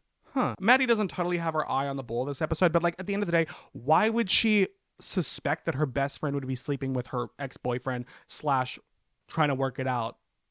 Manses, you know? Nate says he doesn't want to argue about this, but you already are, sir, so you can't step out of this one. And Maddy brings up all of his love bombing and manipulations and exposes how he's been begging her to get back together. And she has such an iconic monologue. She says, and I quote, you see, this is why I don't believe you when you make all these promises and you're like, oh, let's get back together. You're the only person in the world I care about. You're a goddess. It's my fault for not treating you like a goddess. I promise, Maddy, I'll change. I'll grow. I'll be better. I don't deserve you, but I love you. Please, when I go to college, move with me, marry me, have my babies. Now, it's either that last line or all the alcohol, because it becomes too much for Cassie, who then projectile vomits into the hot tub. Obviously, everyone freaks the freak out, gagging, screaming. They leap out of the tub. And I do wonder if it was a choice to have Cassie throw up at this very moment on the whole, like, have my baby line, because of the fact that she had an abortion at the end of the last season. Like, and that's something she has not told anybody. The only people who know about that is her mom, Lexi, and McKay. None of her friends know about that, so I don't know if that was just like, it all became too overwhelming for her, because that was a very traumatic event for her to go through, and then that coupled with the whole like, oh, Nate is lying to me, like he does want to get back together with Maddy, like he said all of these things with her. Like, I don't know. I feel like it's intentional here. And then also there's the stuff about Nate's fantasy of imagining Cassie being pregnant in episode 2. Obviously she doesn't know that, but I think we're doing interesting stuff with the whole pregnant baby thing. I'm not really sure why, because it doesn't really like go anywhere. It's not like anybody ends up getting pregnant. So I don't know. I just think it felt intentional, unless it was just to be funny, but I digress. Maybe I'm digging a little too deep there. So Maddy's on the side of the hot tub dry heaving, and Cassie's apologizing profusely, and Maddy's like, it's fine, and Cassie's like, it's not, Maddy, I ruined everything, you're my best friend. And obviously she's not crying about ruining the party, she's crying about ruining their friendship, because she knows that when Maddy finds out, it's over. And I just love this episode so much for like a plethora of reasons I'll get into at the end, but I just love how much the tension bubbles over with the secret, and how much it's like the guilt and all of it is weighing on Cassie and affecting her, and how it's causing this rift between Maddy and Nate, and like the communication issues. I just think it is done so well. I kind of wish that they kept the secret longer than they could have, but then again, we need time for the fallout. But either way, I think that is a highlight from, no, there's another highlight from me in this episode, but this is like, it's really great. I love the scene for not only the comedy, but also I think it's great payoff for the whole secret guilt cheating of it all. And it's especially a good payoff to the beginning of the episode where we saw that flashback where Cassie's like, I don't care what happens to me. I don't care if Maddy hates me, blah, blah, blah. It's like, girl, clearly you do. Like, she can't lie to herself anymore. And the scene continues being hilarious as Cassie's mom is trying to drag her limp, drunk body out of the hot tub, really kind of reminding us how young these characters are, because she looks like a giant baby who just spit up in her high chair. Lexi runs out to see the chaos unfolding, feeling guilty, like maybe she could have stopped something, or she saw it coming, like I mentioned earlier. As Cassie's mom is dragging a crying, messy Cassie upstairs to the bathroom, she makes eye contact with Nate, and we're in slow-mo as he's staring her down and she's staring him down as he's going to give Maddy a towel. I think that's really great, showing how he's going to prioritize her. He's like, damn, you a mess. Anyway, let me go bring my queen her towel. Like I said, just such a great scene on so many levels. Magnifico. Anyway, we check back in with Cal. The guy he's slow dancing with calls him out for crying, which is kind of mean, but kind of valid. But then the opposite ends up happening, and Cal smiles and starts laughing and asks the guy if he wants to wrestle, and starts wrestling him and laughing hysterically, which is just such a crazy, funny scene. And the guy's not having a bar of it. And obviously this is, once again, Cal trying to live the past, because he wrestled in high school, he wrestled with Derek, homoerotic sport, etc., etc. The bouncers then come over to try break it up, and he takes off his shirt and starts trying to wrestle the bouncers. He's like, who wants to wrestle with me? Come on, boys. It's crazy. It's really funny. But then he gets kicked out, and the bouncer's like, I told you, dude, to stop trying to wrestle people. You're banned from here. And he breaks down sobbing because they locked him out and because he can never go back there. And he's like, please, no, this is all I have. It's tragic. It truly is. It's really pathetic and sad that this is all he has. Well, in that moment, that's all he feels he has, because of his life's a mess and he's reverting back to his past and what could have been. So it does feel like that for him in this moment. It's really sad to see this grown man crying like a baby outside the door of a bar he hasn't been to in 25 years, thinking it's all that he has. Like, pick yourself up, dude. Please. I will say that I don't really know why they didn't put Hal's backstory at the beginning of this episode. I feel like it would have been a much better payoff for everything that goes down in here. Like, I feel like that was a really weird structural choice. But I digress. He then leaves the bar, drunk, drives home yet again. We then randomly go over to Fez's house, which feels very random because we have not seen him all episode long, and it's like literally the only time we do see him this episode, like the only scene we get here. Whatever. Just weird structural stuff going on in this episode. So he's watching TV with Faye and Ash when Custer comes banging on the door, saying that Mouse's baby mama has come looking for him. Once again, feeling random because, like, we haven't really touched the whole Ash killing Mouse thing since episode 1. I mean, besides Faye in episode 2 saying to Fez, did you kill Mouse? But here they bring it up, and then it's not really dealt with again until the end of the season. I just feel like we get a lot of Fez and Ash and everything in the beginning of the season and at the end, but not much in the middle. So we're just like getting these breadcrumbs, and it kind of feels like, all right, well, the stakes don't feel high because, like, what's really happening right now? You know what I mean? But either way, Fez is obviously stressed because now he's worried about Ash. We then go back to Jules, who is starting to come on to Elliot very heavily, trying to initiate sex with him, but he stops her and confesses that he lied to her about Rue being sober, because she's not and hasn't been since before he met her. And she's been doing everything from heroin to fentanyl to benzos, and he knows this because he's been doing it with her. Not just doing it with her, he conveniently left out the detail about supplying her with it. Anyway, he says he's really sorry. He just didn't want to lie to her anymore. So I guess we're meant to believe that he's doing this because he has feelings for Jules, not because he cares about Rue. I don't really know, and I don't really care. Like, so Jules is shocked because she's the most oblivious partner ever, and she starts crying, even though she should have had her suspicions, but I actually can't get into it anymore. I can't. I've been doing it ad nauseum. So we then go check in on Rue. She's in her room looking higher than we have ever seen her in this entire show. Like, she's got one eye like half twitching, barely able to get it up. Like, Zendaya does such a good job with Rue. It's truly one of her most transformative roles. Like, you don't see Zendaya. Like, this is Rue, and like how she plays a drug addict so well, I don't know. Like, she deserved every Emmy she got for this show. Anyway, so she starts hearing church music, specifically Labyrinth's song that he was singing earlier, but this time it's a lot more like amplified and in that kind of church style.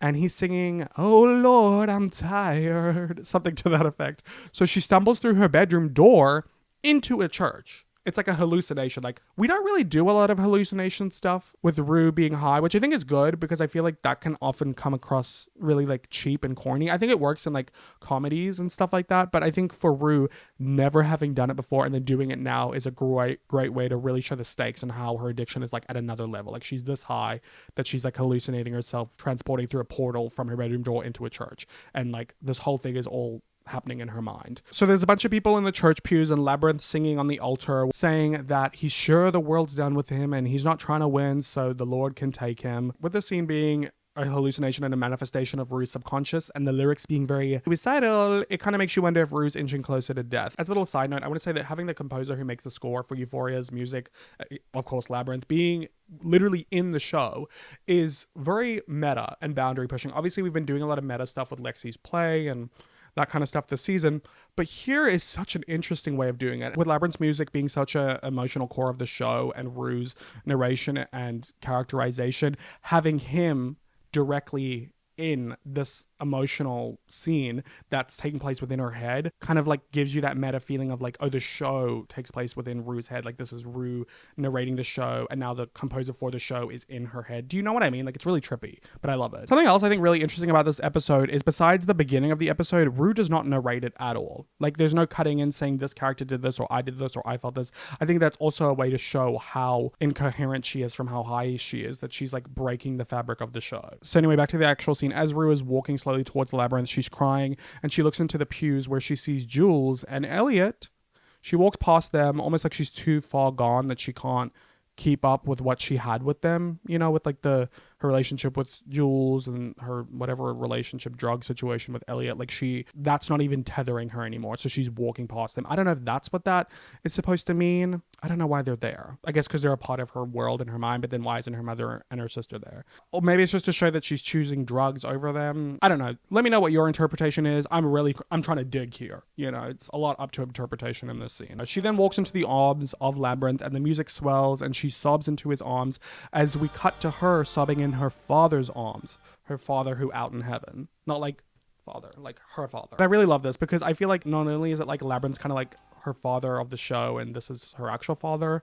I don't know. I feel like I'm like sounding really waggy right now, but I think it also shows how Rue is walking the line between heaven and earth, between life and death. Like, her father is in heaven and he's dead, and Labyrinth is like kind of earth and life. You know what I mean? But anyway, maybe I'm veering off the deep end here, but I mean, I got it because it's not super obvious. This is like one of those scenes that you can mine and interpret in so many different ways. I really love that because of it. She then is talking to her father, apologizing to him for letting him down, saying she's not a good person, and he says that's not true. And she says, "You don't really know me anymore," which I just got chills on my spine. Like, when you've like lost a family member or something like that and you think about them in heaven or wherever they are, just if they're watching over you or just what they would think of you if they were still here, like, it's so sad, you know, to think that Rue feels like she would disappoint her father, you know, when I really think he would just love her unconditionally and feel empathetic for her. And there is this running thread throughout the show about Rue being worried that she's a bad person or that she's not a good person. And it really gets hit home in season 3, and it really carries over to the next episode really well. So that's why I wanted this episode to be in this video as opposed to the last one, because I think it has a great current to the next. And I haven't been injecting as much of my personal stuff into the episodes as of late, but I also had a father pass away a lot younger than Rue, so to be fair, I didn't know him as well, but still one of those things that I always wondered what he would think of me, if he would be proud of me, if he wouldn't, all that kind of stuff. So I feel like I understand to a degree what she's thinking here. You know, you just want your parent to be proud of you, and she probably doesn't already feel like her mom is, And with her dad, at least, maybe she thinks like he still remembers a version of her before she was this far gone. But, if she's religious and believes in God and he's in heaven, then theoretically he's watching over her and sees everything she's doing. And is that comforting, or does she feel ashamed? I don't know. I think there's a lot of interesting stuff to mine here. When Euphoria is doing religion in this way, unlike how it did in season 3, it's very interesting and compelling. Anyway, she continues to cry in her dad's arms, saying she misses him so much, and then she's in Labyrinth's arms. We're switching between the two, and Labyrinth is singing, "Lord, release me, release me." And Rue looks to the sky, smiling, and Labyrinth says, "One day, Lord, you will see me, believe me," to the sky. And I think this is because, like I said, Rue often worries about being a bad person, not being a good person, and to her, this is a sign of hope that she's promising to herself, to her dad, to God, that she will become a good person before she dies. So she makes it to heaven. Oh my God. I just got chills.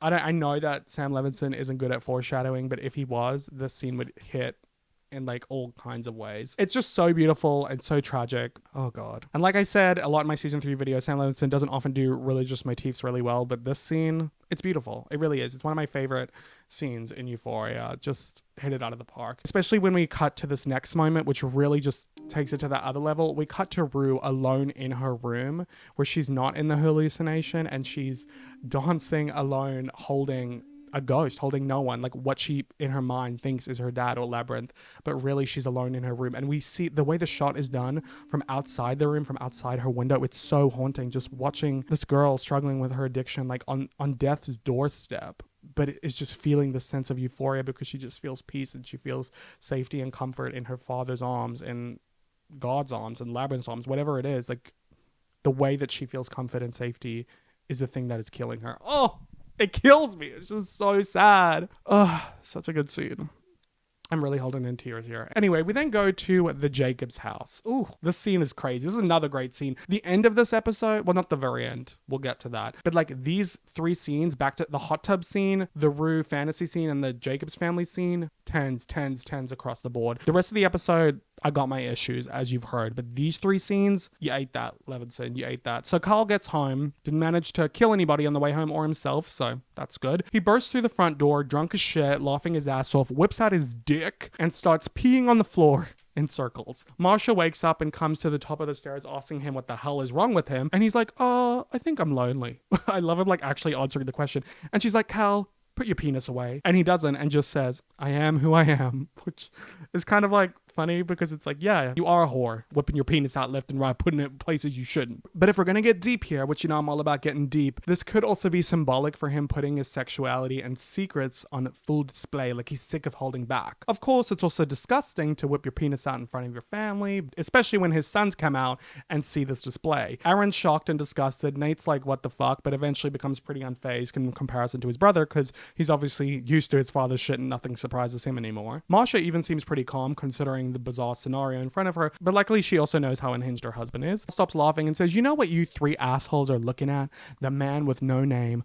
I'm a rogue. I marched to the beat of my own drum. You guys should have seen me tonight. I don't know if you would have been proud, but you might have been impressed. Delusional, because everything he did tonight was really reckless and idiotic. He drank, drive, and got kicked out of a bar after trying to wrestle people. Whatever. But I assume he means how free and careless he was being when normally he's so controlled and uptight. So Marsha, who's made it to the bottom of the stairs at this point, is trying to calm Cal down, saying they should take him to see a doctor because he's not being himself. But really you could tell the subtext is like, keep your shit together. Why are you dropping the act, you know? But Cal says, no Marsha, that's where you're wrong. I'm 100% myself. You know why? Because I'm a man. I'm an animal. I'm a motherfucking Rottweiler. And he says, you know how many men I fucked? Marsha looks a little bit shocked, but not shocked enough. It looks like she's shocked that he's saying this, not that it's actually happened. And I have a feeling she knew. Obviously, we saw in the flashback in episode 3 that she was clocking things with the looks between Derek and him. Once again, I really think we should have had that backstory in this episode. And not to like victim blame as the woman being cheated on, but surely she had to be turning a blind eye or knowing things. Like he was disappearing at all random nights when he was going to those motel rooms. Did she not, catch a receipt? Did she not get suspicious of where he was, where money was going, why he's always locking his office and locking his drawers, etc., etc. But we don't really get into why Marsha stayed with him and all that kind of stuff. It would have been something interesting to get into actually, but instead she just begs him to stop talking, but of course he doesn't. And he looks up to his sons at the banister and asks him to guess how many men he slept with, which I don't know why we have to go into the details. And a clueless Aaron is like, what's going on? Looking to Nate, who says nothing. And Cal says to Aaron, I had sex with the man for the first time when you were in your mama's belly, which I have to believe that that's the show hinting that it was Derek, that he slept with Derek. Which isn't great because you're cheating on your wife, you know, but happy he had his moment with Derek, I guess. Aaron's obviously confused because, I mean, we've been told he's an idiot, but also because he's so oblivious to what goes on in his family and with his father. But I guess also logistically, he's like in college or something, so he's not around to see the shenanigans. And ignorance was bliss for him most of the way until now, when he's getting the rug completely pulled out from under him. Meanwhile, Marsha and Nate are like, damn, like, guess this was always going to happen. So Kyle finally packs his dick away and walks up the stairs, slapping his wife's ass on the way up. And he says in a really, really grotesque way that I'm actually going to spare you from hearing, that if he went to a strip club tonight and slept with a woman, they wouldn't be 1/10 as appalled as they are right now. He cusses them all out and calls them a bunch of hypocrites. And like, you know, Kyle, this is not how you're going to end homophobia. Sure, maybe Aaron is a little more shocked because it's men, but at the end of the day, you still did cheat on his mother. And it's fair enough for him to be shocked if he didn't know that his dad was gay, you know? So I'm all for ending homophobia, but I don't think this is the time or the hill that you want to die. And I don't even think it is necessarily homophobic. But whatever, it's merely Kyle trying to blame his family for not being able to fully embrace his sexuality when it's not their fault. If you want someone to blame your father, your homophobic father. You know what I mean? But anyway, he goes on letting it all hang out, metaphorically now instead of literally, and says, I'm a man. I'll fuck whoever I want, whenever I want. I'll fuck men, I'll fuck women, I'll fuck transsexual, and I'll have a mighty fun time doing it. I eat what I kill. I don't know what is up with the straight man, I go fishing and ride my four-wheeler drive lingo that's being spliced between here, but I love it. He then takes it up a notch. I guess he just thinks to himself, might as well go out with a bang. And he says, I'm a fat, sexist, chaser, pig, creep, and I love it. Living a double life, not my biggest regret. You are. He says as he looks to Nate, which comes across really nasty because like a lot of the reason Nate's fucked up is because of you, and really all the other shit you've done, he's still your biggest regret. Like that's just fucking mean. Like Kyle has serious issues with victimizing himself and blaming other people when the reason your son is like this is because of the trauma you've inflicted on him. Like let's focus on that.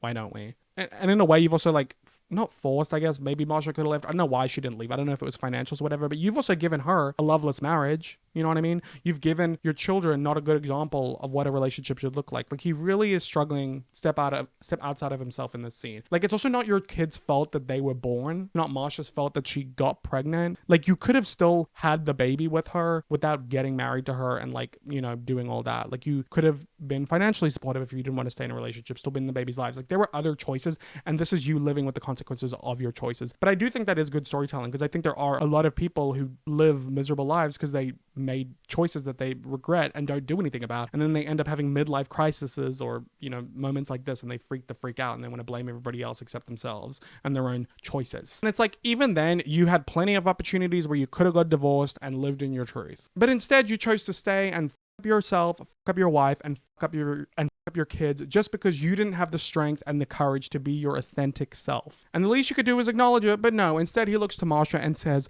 but let's be honest, we all live double lives. Don't give me that look. You've got that shoebox full of love letters from that camp counselor you used to write you. Flirting on Facebook? I get it. It feels good to know that you're loved by somebody other than just me. I'm not standing here looking at you like, how could you? How is that in any way comparable to what you've done? Her keeping old love letters and flirting with men on Facebook. You really think that's the same as having sex with people in motels and recording it? This man is fucking delusional. Now Marsha starts crying and it goes in the room, shutting the door behind her so she can cry in peace. And it's so sad because here's this woman starved for love and connection that she's looking for it elsewhere. I have a lot of sympathy for Marsha, even though she ends up being a massive bitch in episode 6, but I digress. Kyle then looks at the family portrait, the famous Jacobs family portrait with the mysterious third child that we all thought we were going to find out what happened to that kid in season 3. Nope, never did.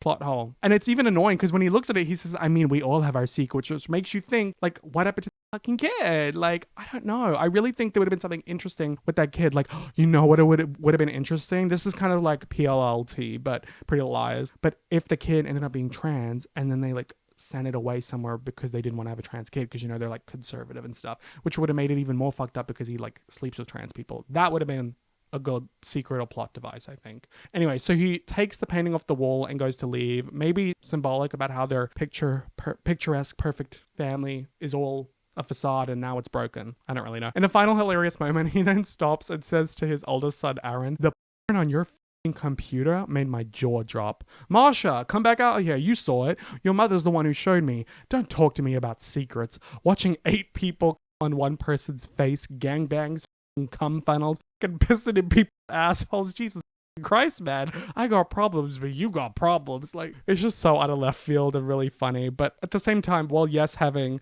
an addiction and kind of wild fetishes and taste in it is kind of a rampant issue with a lot of men, and that's its own issue, I still think what you're doing is worse, Cal. I still think cheating on your wife, sleeping with people in motel rooms, sometimes underage, and then recording it against their knowledge, that is worse than your son watching some freaky deaky.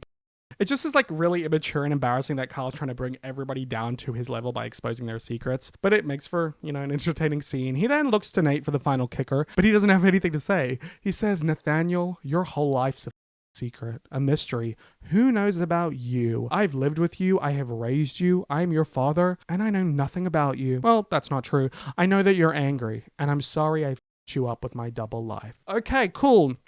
We got there in the end. Screw you, Marsha. Screw you, Aaron, apparently, but at least Nate got an apology at the end after getting sucker punched with being his father's biggest regret. Hal then bursts out laughing in Nate's face and says, okay, maybe I took my secret to the extreme. I'll admit it. I have a problem. But the reason I have a problem is this family. Okay, just when we were getting somewhere with the self-awareness and apologizing, go right back to blaming the family. He goes on saying, I'm not allowed to form an emotional connection, and I'm an emotional guy. That's probably your father's fault, not your wife and kids, but whatever, you idiot. He says, you backed me into a corner. Actually, no, you did that to yourself. He goes on and says, but you know what? At least you set me free. So this is a farewell. I left you a little memory of me here on the floor in the foyer. You two dickheads can draw sticks on whoever gets to clean it up. And then he then leaves the front door. And that's the last we see of Kyle until the finale of this season. Quite the monologue, quite a funny scene, but also very tragic. But I also love seeing the Jacobs family that was so buttoned down and controlled and rigid in season 1 completely explode like this. I think it's great. But I will say, I feel like the show's trying to position us to feel sympathetic for Kyle, like especially what they did with his backstory. But I don't feel sympathetic for him. I really don't. Like, it sucks that you didn't feel like you could have lived your true self, but it's not your family's fault. It's really not. Once again, I have to keep reiterating it. I think that having his backstory in the flashback in this episode would have helped. We would have got to see, his life and why he is the way he is, and then see him blow his life up. You know what I mean? It would have made a lot more sense. But then again, maybe it would have been too much Cal. Like, maybe it would have been like a whole Cal episode and we wouldn't have had time for everything. So I digress. But yeah, I really do struggle with it because I feel like Levinson spent so much time trying to get us to empathize with Cal, only to have him give the big F you to his family when everything is actually on him or his father, if you really think about it. And if that's the point, like to show how some emotional, constipated men blame everyone but themselves and their upbringing for their issues, then good job, Sam Levinson. You achieved that. But I'm not feeling empathy for Cal here. If anything, I'm feeling like he's fucking cruel. Then we get a montage to end off the episode with another stunning Labyrinth song where we see all of our characters in what are some very visually stunning shots, but also very random. None of them, well, some of them take place in reality. Some of them clearly don't. It's very like artistic, kind of harkening back to the opening of the episode. But this is kind of a moment where we're really veering into style over substance territory. Like, you guys see how I try and dig deep, and kind of suck whatever I can out of ambiguous scenes or anything like that. Like, sometimes I probably go deeper than I should. Here, you really have to dig to find meaning, but best believe I did. Start off with a shot of Nate looking through the window of the Jacobs family house at him standing alone at the top of the foyer, looking down from where his father left. I guess maybe to show how he's the man of the house, right? How we finally got what he wanted, his father out of his life. We then show his father's empty construction site, which we haven't seen since episode 2 when Cassie and Nate were there. Very random, but I don't know, maybe to show that now Nate's going to take over his father's business, or that Kyle's abandoning his life, I guess. Even though, why would he go to his construction site after? Very random. We then see Fez praying in his living room when he notices it starts raining. Okay, sure. I mean, I guess he's praying because he's worried about Ashtray getting in trouble for killing a man, and I don't know if what the rain's supposed to mean. I guess it's just vibey. We then see Jules's room with the rain. She's not in her room, but we hone in on a Polaroid of Rue and Jules that they took at the winter formal in the season 1 finale. I guess maybe to show how Jules isn't there in her room where the photo is. Like, the room's empty, but the photo's there. Like, the relationship is dead. It's over. It's gone. I guess. This is where we get real wanky. We get Rue's voice come in and say, I love you. I love you. I love you. Just over and over again, her narration. As we then see Jules in Elliott's room with the rain kind of creating a silhouette on her face. Rue then comes in again saying, I've always been with you. Okay. Elliot then comes in the room, shutting the door behind him. So him and Jules are going to sleep together, and I guess it's supposed to be tragic because Rue's like, I've always loved you, I've always been with you, blah, blah, blah, blah, blah. Meanwhile, now Jules is cheating on her. Cool. And Jules is going back to sex, male validation, because that's what's going to comfort her as she processes losing Rue. Because I feel like she knows it's over at this moment. If we weren't random enough, we then just see Maddy floating in her babysitter's cliff edge pool. I mean, I guess kind of vibing, living the life that she wants to live, the life that she could have. Okay. Rue then says, from before you were even born until after you're gone, as we see a baby running down a hall that I'm pretty sure is Ashtray from the flashback. So maybe this is to show how Fez is worried about Ashtray, but then why not put this after Fez praying? Why put it after the random Maddy in the pool scene? And what does this have to do with Rue talking about her love for Jules? Do you see the randomness? Do you see how it looks cool, but it makes no sense? And this is me digging. It doesn't make sense unless you really bend over backwards, you know? Then we see... Sorry, it's so random. Then we see Elliot in the church that was from Rue's fantasy, just looking up. So, I don't know. What's that supposed to mean? I don't know. I really don't. Like, maybe because he did the right thing by telling the truth about Rue in this episode, so he's, repenting his sins. I don't fucking know. We then see Lexi sitting in an empty theater as the camera zooms in on her for like way too long. Which, yeah, she's making a play. She's alone. She's a loner. She's an observer. Okay. I don't know if she's mulling over whether or not exploiting her sister's life is a good thing to do. It's hard to say because her face is very expressionless. We then get Kat and Ethan sitting in a car completely shrouded in darkness. We didn't even see Ethan this episode, and we only dug into the Ethan and Kat drama for one conversation, so this feels incredibly misplaced. I guess them being in the car shrouded in darkness shows how she feels like stuck or trapped in the relationship. I don't know. Once again, random. And then, speaking about randomness, in this scene we start, like, the music fades away and we start getting wind chimes. Why are there wind chimes? Then Labyrinth singing comes back in as we see Cassie crying in her bathroom, but her bathroom mirror, as it zooms out, is like completely covered in roses. It's gorgeous, stunning, beautiful. But what does it mean? What does it mean? What does it mean? Like, I don't know what this is supposed to mean. Like, is it because she's delicate like a rose? I don't know. Like, or like, every rose has its thorn. Like, what is it supposed to mean? Then again, we cut to complete silence, and we see Elliot rub what appears to be, what we can assume, is a self-inflicted cut on Jules's legs. Out of everything I've discussed in this episode, this is the most, in this, montage specifically, this is the most egregious cause of style over substance, because we're showing self-harm cuts for vibes. Because, I mean, we have not explored Jules's self-harm, struggles and journeys this season at all. She cut herself in episode 1, the season of the show Euphoria, but that was just scare Nate. That wasn't, still kind of self-harm, right? And then we saw that she cut herself as a child in her flashback, and then she discussed her self-harm and how she was trying not to relapse with her therapist in her special episode, which I give all that credit to Hunter Schafer, who co-wrote that episode, so that's not even for Sam. And then this season, nothing about Jules' self-harm. Like, we've barely explored it, barely touched it, and this is the only time we see or hear anything about Jules' self-harm this entire season. And it's just for a vibey shot in a montage, where she's probably cut herself because of her emotional pain dealing with what's going on with Rue. And then Elliot's just softly stroking her cut in the end of the montage. Like, what are we doing here? Just so irresponsible. I don't like this shit. If we're going to show that Jules is relapsed on self-harm, why not explore that? She has basically nothing to do for the rest of the season and we basically ignore her. So why not, if you're going to show that, at least explore that? That would have been something interesting to explore for her character for the rest of the season. But no, Sam just shows it in this romanticized way in his montage. This is the definition of style over substance. Where's the substance? Where's the exploration?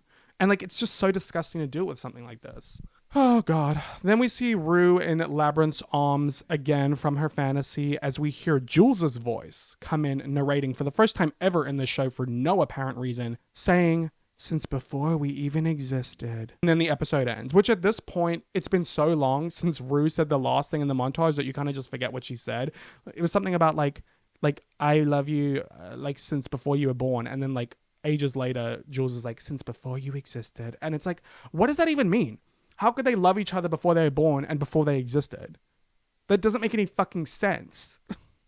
I don't know what it means. What does it mean? And it drives me nuts because, like, I'm good at being able to dissect this show. This just doesn't mean anything. It's just vibes alone. And why do we have Jules' narration? Is she like telepathically responding to Rue? And also we started this episode with Rue talking about how much she loves Jules. And now it's like this dramatic, oh my God, they're breaking up. Like, oh, like their love. It's just so like they've loved each other since before they knew each other, before they existed. It defies logic and reason. It's just this fantasy. Their love is so pure and strong. It's like, I don't believe that for a second. We have not seen any of that since last season. Like Jules and Rue relationship has been like neglected and been a massive afterthought this season. And now we're treating it with this like massive heaviness. Like it just doesn't track for me. But anyways, that's the end of the episode. As you can tell, I was really trying my best to give meaning to what I could, but that montage was like a nonsensical mess that looked gorgeous, but ultimately didn't mean much. But this episode is a really interesting one for me because I love it for a lot of the scenes in it. But then I don't love this montage, as I'm sure you can tell. I don't really love the opening of the episode. I don't think it really tracks. And the Elliot, Jules, Rue stuff this episode just pisses me off for like all of the reasons that I listed. So, and the Cal stuff, like before we really get to the bar is like, whatever, like, okay, we're drunk driving in the street. And like, why didn't we have his backstory and flashback in this episode? Like, you know what I mean? So this is a very interesting episode for me because like there are things I hate about it and things that I love about it. So yeah, I don't know. A lot of mixed feelings, a lot to say about this episode. This was actually my longest like script for an episode ever since talking about Euphoria. So I hope you enjoyed me delving into it because I was super conflicted. But yeah, that's it for season 2, episode 4 of Euphoria. Without further ado, let's get into the next episode. It's a big one. Now, in the previous episode, I talked a lot about the show veering into style over substance. And it's really interesting because I think that's an episode where it's the most glaringly obvious in the show. And it's back to back with the episode that is arguably the opposite of that and the best use of putting substance before style. And that is season 2, episode 5 of Euphoria, titled Stand Still Like the Hummingbird, which is the highest rated episode of Euphoria ever. And as we get into it, it'll make a lot of sense. It is a very Rue-focused episode. We're with her the entire way. We obviously do connect with some other characters, but it's all through Rue's perspective. And it's just a phenomenal episode showing how dark and grueling addiction can be. Any criticisms of the show prior to this episode regarding glamorization of drug use, there is none of that in this episode, you know? So I think that's really great. I also think the performance from Zendaya is amazing. She won an Emmy for this season, I think largely because of this episode. I think the way that the episode is shot is really entertaining. It's very raw, very real, especially in the beginning. It's very dialogue heavy, and then we get into some great action.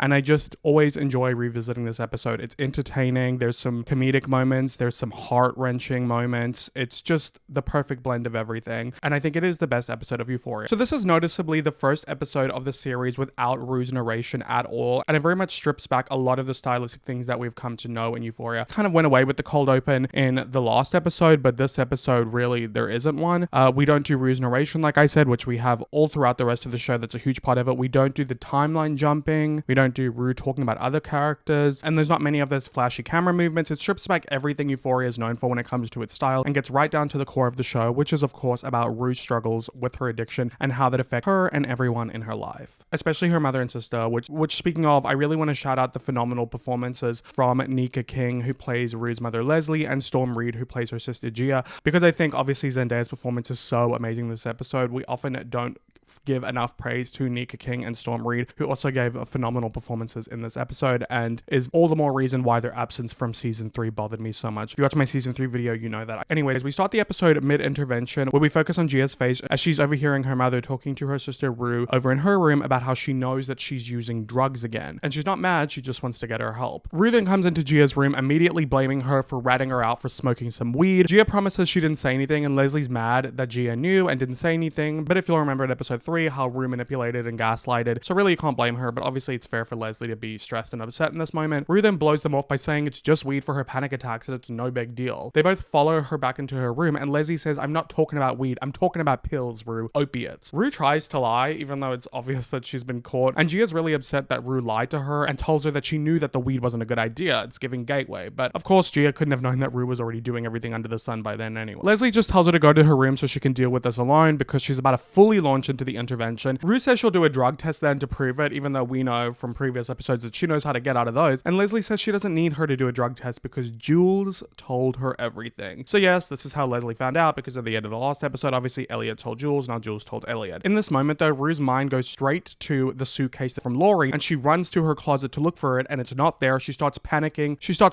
and Leslie tells her everything's gonna be fine, they just need to go to the hospital and they can help her with her withdrawals. But Rue refuses to go and rushes over to her mom to snatch her phone out of her hands to stop her from calling the ambulance, and she's screaming in her face to give her pills back. But Leslie pushes Rue out of the way, grabs the phone off the floor, and says she's gonna call the police because Rue's out of control, and she's not okay with her attacking her in her own home. Which is fair enough, because at this point she's been very gentle, but now Rue's starting to get violent. As Leslie's walking away, Rue grabs her, flipping her around, saying she'll do whatever she wants in her own home, and then Leslie says, I raised you, and you do not scare me. And of course, people do what they do and take an emotional moment from a show, clip it, and turn it into a TikTok audio, which is just the state of the internet, but I digress. It's a very powerful moment as Leslie tries to remain strong in the face of her addict daughter who she's clearly afraid of, but also wants to help. Rue can see that fear in her eyes and pushes against it, staring her mother down with a filthy look, and her mother tells her, you're not a good person, Rue. Which is harsh, of course, but Rue is not being a good person. Addiction changes people, turns them into a horrible person that they wouldn't be otherwise. We saw sober Rue last season, and she was a sweet girl who was very caring of her family and friends. She was nothing like this. And we also know from many moments from the show, especially one of the last scenes from last episode where Rue was hallucinating when she was high, talking to her father, being worried about being a bad person, that one of her biggest fears is not being a good person. So I think it was important for Leslie to say that here, because right now it is true, and maybe that might give Rue some clarity that she's too far gone. But of course in this moment it doesn't. Rue scoffs, smiling this off, and then gets even nastier, telling her mom, it's a shame Dad's dead. It keeps you from admitting what a shit mother you are. That's rough. That's fucking low. And she goes on saying, oh poor Leslie, her daughter's an addict, but her dad died, so. Leslie wipes away her tears and keeps eye contact with Rue, trying her best not to show her that she's hurt her, because of course that's exactly Rue's intention. Addicts push people away who get in their way of doing drugs, deflecting onto everyone else instead of taking responsibility for their own choices. And as we've seen over the course of the show, of course, Leslie is a good mother. She's human, she gets upset, sometimes she retaliates and fights back at Rue, but she's always there for her, wanting to help her no matter what. And coming from a household where I and my siblings were kicked out of home on various different occasions for doing far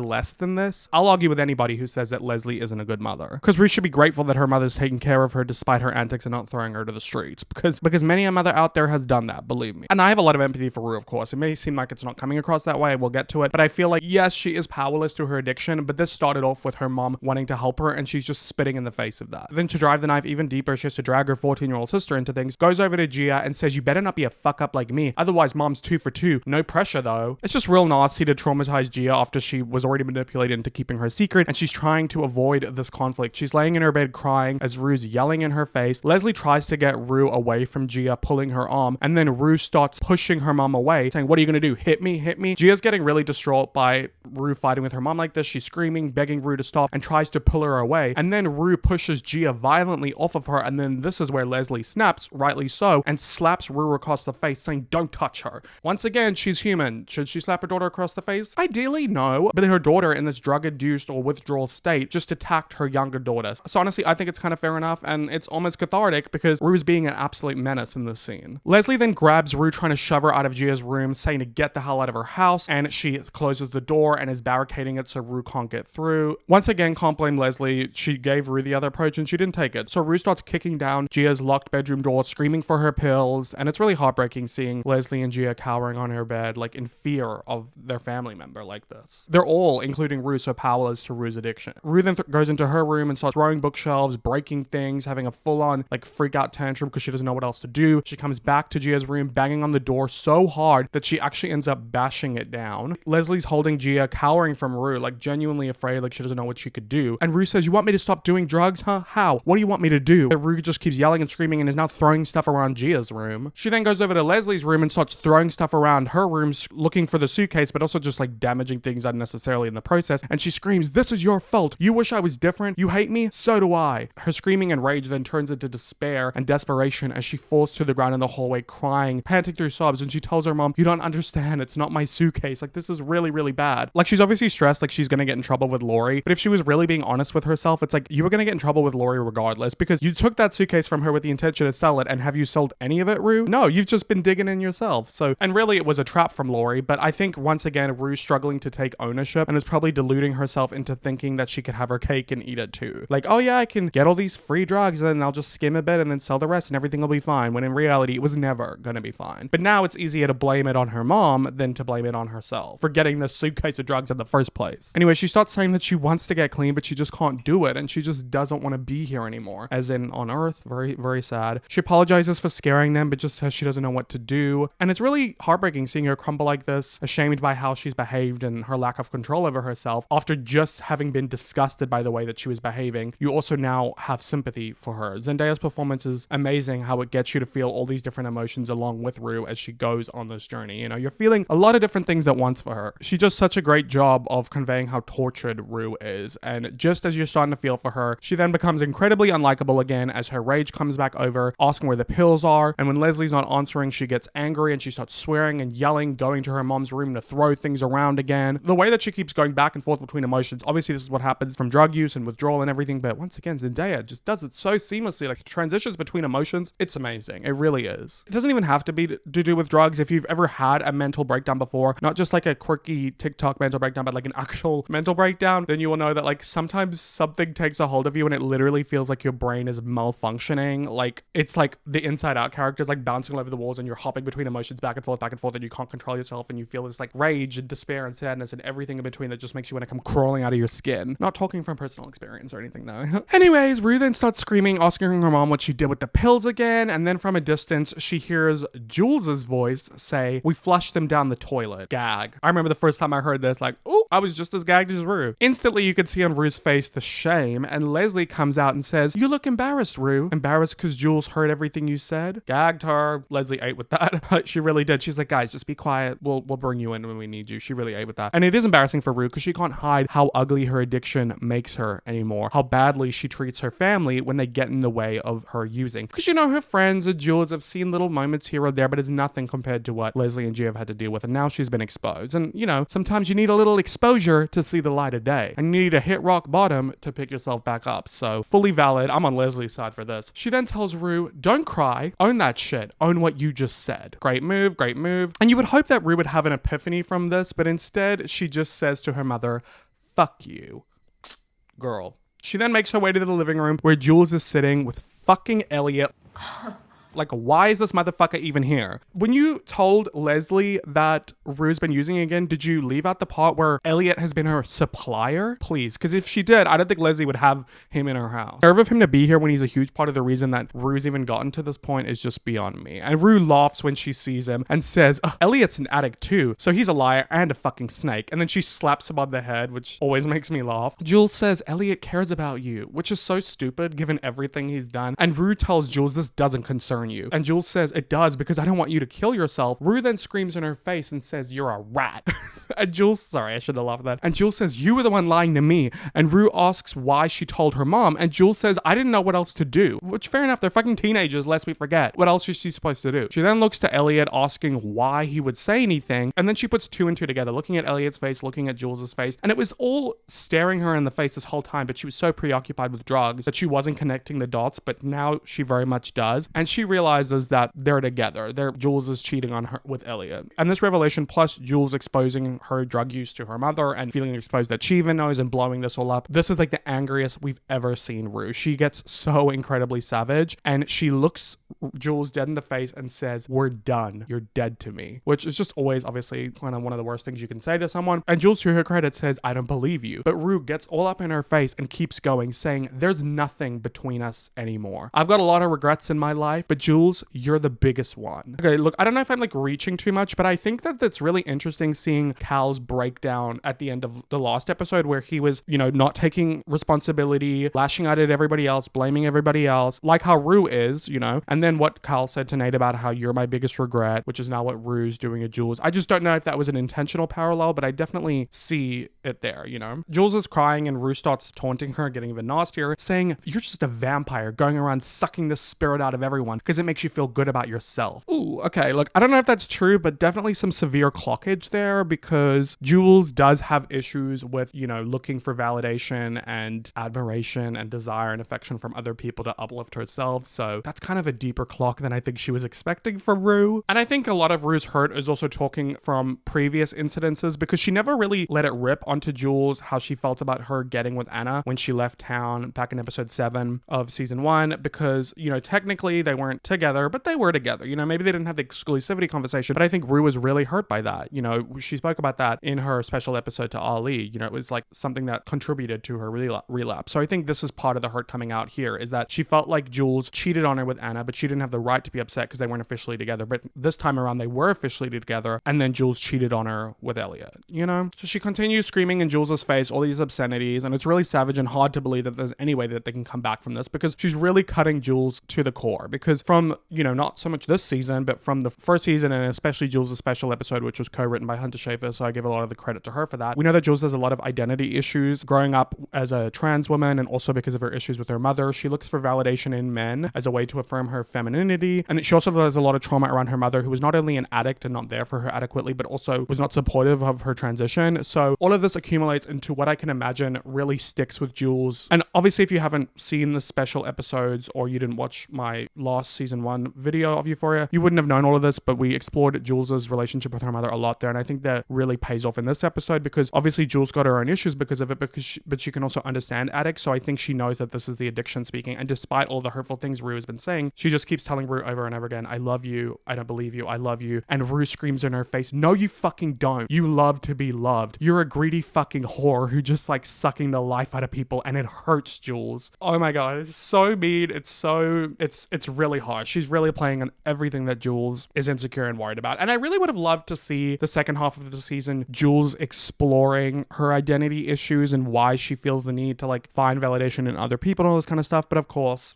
Sam Levinson isn't interested in that. Anyway, Jules persists saying how much she loves Rue, because she really does, but Rue continues doubling down because she doesn't want Jules to love her. She doesn't feel lovable, and she just wants to push everyone away who gets in the way of using, because that's easier than becoming clean and having to face everything she's said and done and grapple with how she's hurt everyone. So this is what she's going to do. She then gets to the core of her anger towards Jules, which I touched on earlier, and she says, you left me when I needed you, when I was at my lowest, and a real friend, someone who loves you, wouldn't do something like that. I think it's really interesting that she says friend here, but I don't know what that's about, because they're like girlfriends, but I don't know, maybe because she doesn't want to say that because they weren't girlfriends when she first left, but either way, it doesn't really matter the terminology. We're getting to the core of why Rue is upset with Jules, is she feels abandoned by Jules. She has abandonment issues because her father died, and then the first person who made her feel alive again after her father, who made her want to get clean, abandoned her too. So that's all coming up here. And of course, it's unfair to blame a lot of this on Jules, because she had a lot of her own issues going on in season 1 with the blackmail and, stuff to do with her mom and stuff to do with, being catfished by Nate and all that kind of mess. So, it's a lot to place on her, but Rue clearly hasn't gotten away from this. And we know from episode 1, even though she apologized for it, she does partly blame Jules for her relapse. But once again, like I touched on a lot in season 1, you cannot put your sobriety on another person. You just can't. It needs to be on you, yourself, and I. So, because I think what Rue doesn't realize is that it also weighs heavily on Jules. I don't know if Jules has told Rue that much about her mother and her addiction and stuff, but it's hard for Jules to love somebody who could die from the addiction of disease when she's experienced that with her mother, and it shows her how unreliable it is to love somebody who is an addict. And that's why she wasn't going to be with Rue if she was using in season 1. That's what made Rue get sober in the first place. And then now this season, even though yes, Jules has been cheating on Rue with Elliot as of recently, Rue has been cheating on Jules in a way too, because Jules's condition is that she's not going to be with Rue if she's using, and she asked her if she was using, and Rue said she relapsed, but then kind of lied and then said she's just smoking weed. So in a way, that's cheating too, because you're not being honest about the conditions of of the relationship she's going to be in with, so that she can protect herself. You know what I mean? It's very messy. Anyway, back to the episode. Jules continues telling Rue that she loves her. She stays on message, and Rue doesn't let up though, and says, if you want to help me, you can stay out of my life forever, because just looking at you makes me feel physically ill. I don't know how she comes up with this shit. It's rough. And Rue leaves the room. Leslie goes to follow her, but apologizes to Jules and goes off to her. Elliot then tells Jules, I shouldn't have come here. Like, I liked Rue the way she was before, and this just wasn't my place. And he goes to leave. He's so disgusting. Like, I hate his fucking guts. Like, you told Jules that Rue was using again because it's the right thing to do, and now you're regretting it and saying it wasn't your place. Well, it wasn't your place to give her drugs in the first place, you piece of shit. And then also saying that you liked Rue the way that she was before, as she was killing herself. Like, what the fuck is wrong with you? I hate this man so fucking much. I hate him. I don't see enough hate for Elliot online. Please show me your support by hating Elliot in the comments down below so I know that this is rash. He really said that he liked her before when she was slowly killing herself. Like, newsflash, Elliot, this was going to come out either way. Either by it being exposed or by her dying. That's the only way that this was going to end. Such a spineless weasel. Anyway, Rue's in the hallway breaking down, crying completely because her emotions are truly all over the place. Because I think she's regretting everything that she's doing. It's like she can't think clearly and the words are coming out of her mouth before she can really think if she wants to say them. So she's apologizing to her mom for everything she said, saying that she feels like she's going crazy. But Leslie says she doesn't care about any of that. She just wants to help her. What a beautiful mother. So beautiful. She said she wants to get Rue some help. Rue agrees to let her mom take her to the hospital to detox. Jules in the other room is hearing Rue profusely apologize to her mom, and she looks really angry, which is fair. You know, what Rue said to her wasn't okay. It was fucked up. And, you know, she took everything vulnerable that Jules had ever shared with her, or anything vulnerable that you would only know by being close to Jules, and threw it back into her face. I think it's something that a lot of us worry about when we're getting into relationships, is opening up to somebody and you're kind of in a way giving them all this ammunition that they could use against you. And that's what Jules has experienced in this moment, which once again is why I think it would be so interesting if we saw Jules going on this journey for the rest of the season where she just didn't want to be in a relationship and she was focusing on herself and interrogating why she has even been in these situations, you know? And as much as like Rue is really going through it, Jules is allowed to feel her feelings too. And she had the utmost respect to save that for in private. You know, she didn't show her anger while Rue was there, and now she's feeling it alone. And she's probably also hurt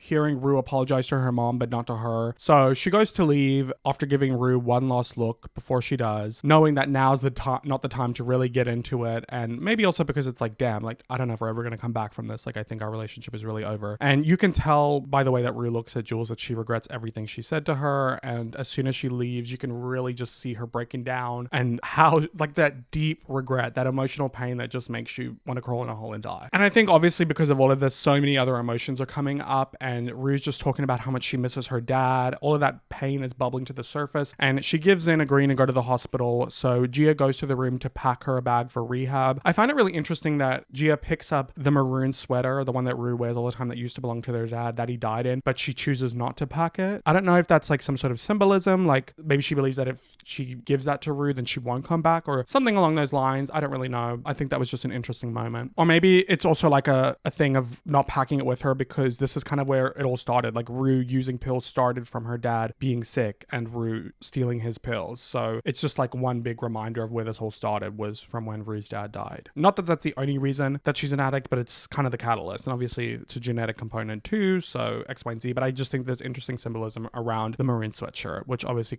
is a motif throughout the whole show, especially towards the end of season 3. Another interesting moment of symbolism, I think, is when they're in the car and they're going to drive away. Rue watches Elliot out the window. He's like having a cigarette outside their house on their street. Like, you just leave.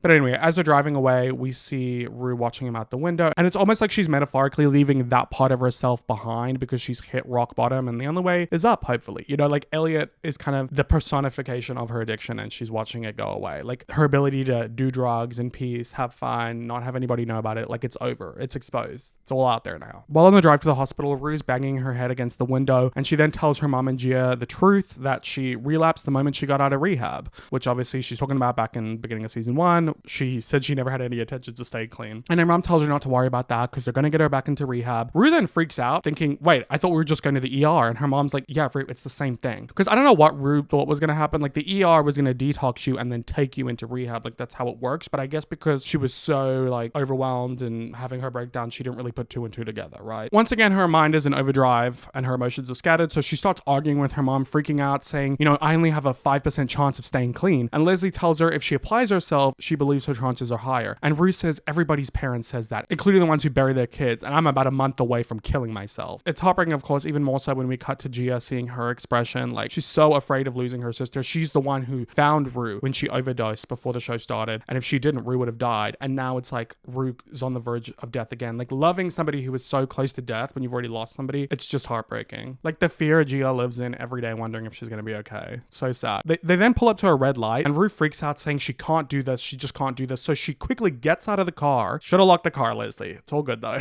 And she's standing in the middle of the intersection and she almost gets hit by one of those obnoxiously huge American pickup trucks. Obviously, Gia and Leslie freak out. It's such a tense moment and Rue is in the middle of the street not knowing what to do. So she just bolts. She's running in between two lanes and Gia begs her mom to go get her, but Leslie doesn't move the car because Rue's literally disrupting traffic. She could cause a huge pileup. And I think Leslie knows that it's better not to chase Rue because not only would it put her and Gia's life in danger, but it would actually put Rue's life in more danger because it would probably make her make poorer decisions to try and get away better. So it's better to just like, mitigate the risks by just letting her do her thing. So Rue is running through traffic. It's crazy. It's so tense. She almost gets hit by cars so many times. Luckily, she doesn't end up causing an accident yet. And she manages to make it onto one of those side streets. She's bolting. This is when we get the title card of the episode. 18 minutes into the episode, and it's our first time getting music in the episode as well. I love how raw and intense all of those opening scenes were. It was in real time, no music, no stylistic flares, just dialogue, just raw, real emotion. It was done so well. And at this point, the 18-minute mark where we get the title, this is where we get into some just absolute chaos and we're jumping around, Rue's all over town, completely disrupting everyone, even people she doesn't know. It's so good. So let's get into that. So as Rue's running, we see the physical toll that the withdrawal is taking on her body now. She's holding in her vomit, gasping for air, stumbling over her cramps that she's getting in her abdomen. Her sweat is beating down her face. Like we really feel like we're experiencing all of this with her, a great visceral representation of how horrible withdrawal can be. So we jump ahead in time. It's nighttime now. Rue's just been like kind of stumbling in alleyways with her stomach cramps and she makes it to Fez's house. She's banging on his door, but he doesn't answer. So she then leaves and makes her way to Lexi's house. Lexi lets her in asking if she's okay. And Rue lies saying that she has a cold. And Lexi's like, okay, don't get too close though. I got play rehearsals. And Rue's like, yeah, okay. Can I just use your bathroom? But then Maddy comes in with Cassie and Kat and goes to hug Rue. They all hug her. It's very sweet, but they can all kind of tell something's up with her. Then Susie comes in noticing how bad Rue looks and isn't shy telling her. Rue's like, oh yeah, I'm sick. And Susie's so funny. She's like, well, don't come too close to me. I've got a compromised immune system. Oh God, she's hilarious. I bet she was one of those people in COVID who was like walking around with like triple masked up, a hazmat suit. Like she's wearing like a helmet, like an astronaut helmet. Like, those crazy funny things that people wore. Anyway, she adds some great levity into what is otherwise a very difficult episode to watch. And it's really funny as she's having this small talk with Rue while Rue's just trying not to shit, piss, or throw up all over the place. She starts asking Rue how long she's been clean for, which crazy timing. And Rue's like, yeah, like since the summer. And we hone in on Lexi's face as she's looking at Rue, realizing like, oh shit, something's really going on here. Susie starts going on about how her ex tried to get her into AA, but it's just so not for her. And Rue finally cuts her off saying she needs to go to the bathroom. Is that okay? And Susie's like, yeah, go ahead. You look great, by the way. And then she leaves and Susie says to Lexi, she's not doing good. After finally relieving herself in the bathroom because withdrawal from opiates typically causes stomach cramps and diarrhea, I don't know why I always thought in this episode she shat in the street. She didn't, but I feel like she should have. That would have really helped add to the rock bottom of it all. Rue then searches Susie's medicine cabinet looking for pills of any kind, but unfortunately there's not any. Of course, we know Susie's more of a wino mom. So instead, Rue decides to go ahead and steal some of Susie's jewelry. She doesn't even hesitate. Of course, despicable. A lot of addicts be stealing people's stuff so they can sell it for drugs. Many such cases, so very realistic. When she gets to the top of the stairs though, her mother, Leslie, is there with everybody standing waiting for Rue. And Rue sits down deflated and is like, ugh, when will this fucking end? Realizing she's about to go through yet another intervention. And this is one of the most iconic Euphoria scenes. What I said in my first season 2 video where like, I think season 1 is a better season narratively, cohesively, more consistent, all that kind of a thing. Season 2 just has some of the most iconic scenes and this is one of them. So Leslie says to Rue, it can't feel good lying to the people you love, being mean to the people you love. But Rue's like, I really don't care. I just want to be left alone. And Leslie's like, just get back in the car. We can get you some help. I can tell you're in pain. But Rue's like, I can't get clean. I can't do that shit forever. Cassie then decides to chime in like a blubbering idiot when nobody asked for her opinion and says, you don't have to do it forever. Just take it one day at a time. Clearly some advice she's been living by ever since she had her meltdown in the last episode. She nods to her mom who's like, yeah. And Maddie's who's like, like try to be supportive. Meanwhile, Kat and Lexi are like, girl, shut the fuck up. I love everyone's facial reactions here. It's so funny. Then Rue decides to drop a bomb at the right time to create maximum destruction, distraction, and deflection. She says, hey, Cass. And Cassie's like, yeah. And Rue's like, how long have you been fucking Nate Jacobs? Gagged her. Cassie's shook by this, obviously, and immediately tries to laugh it off.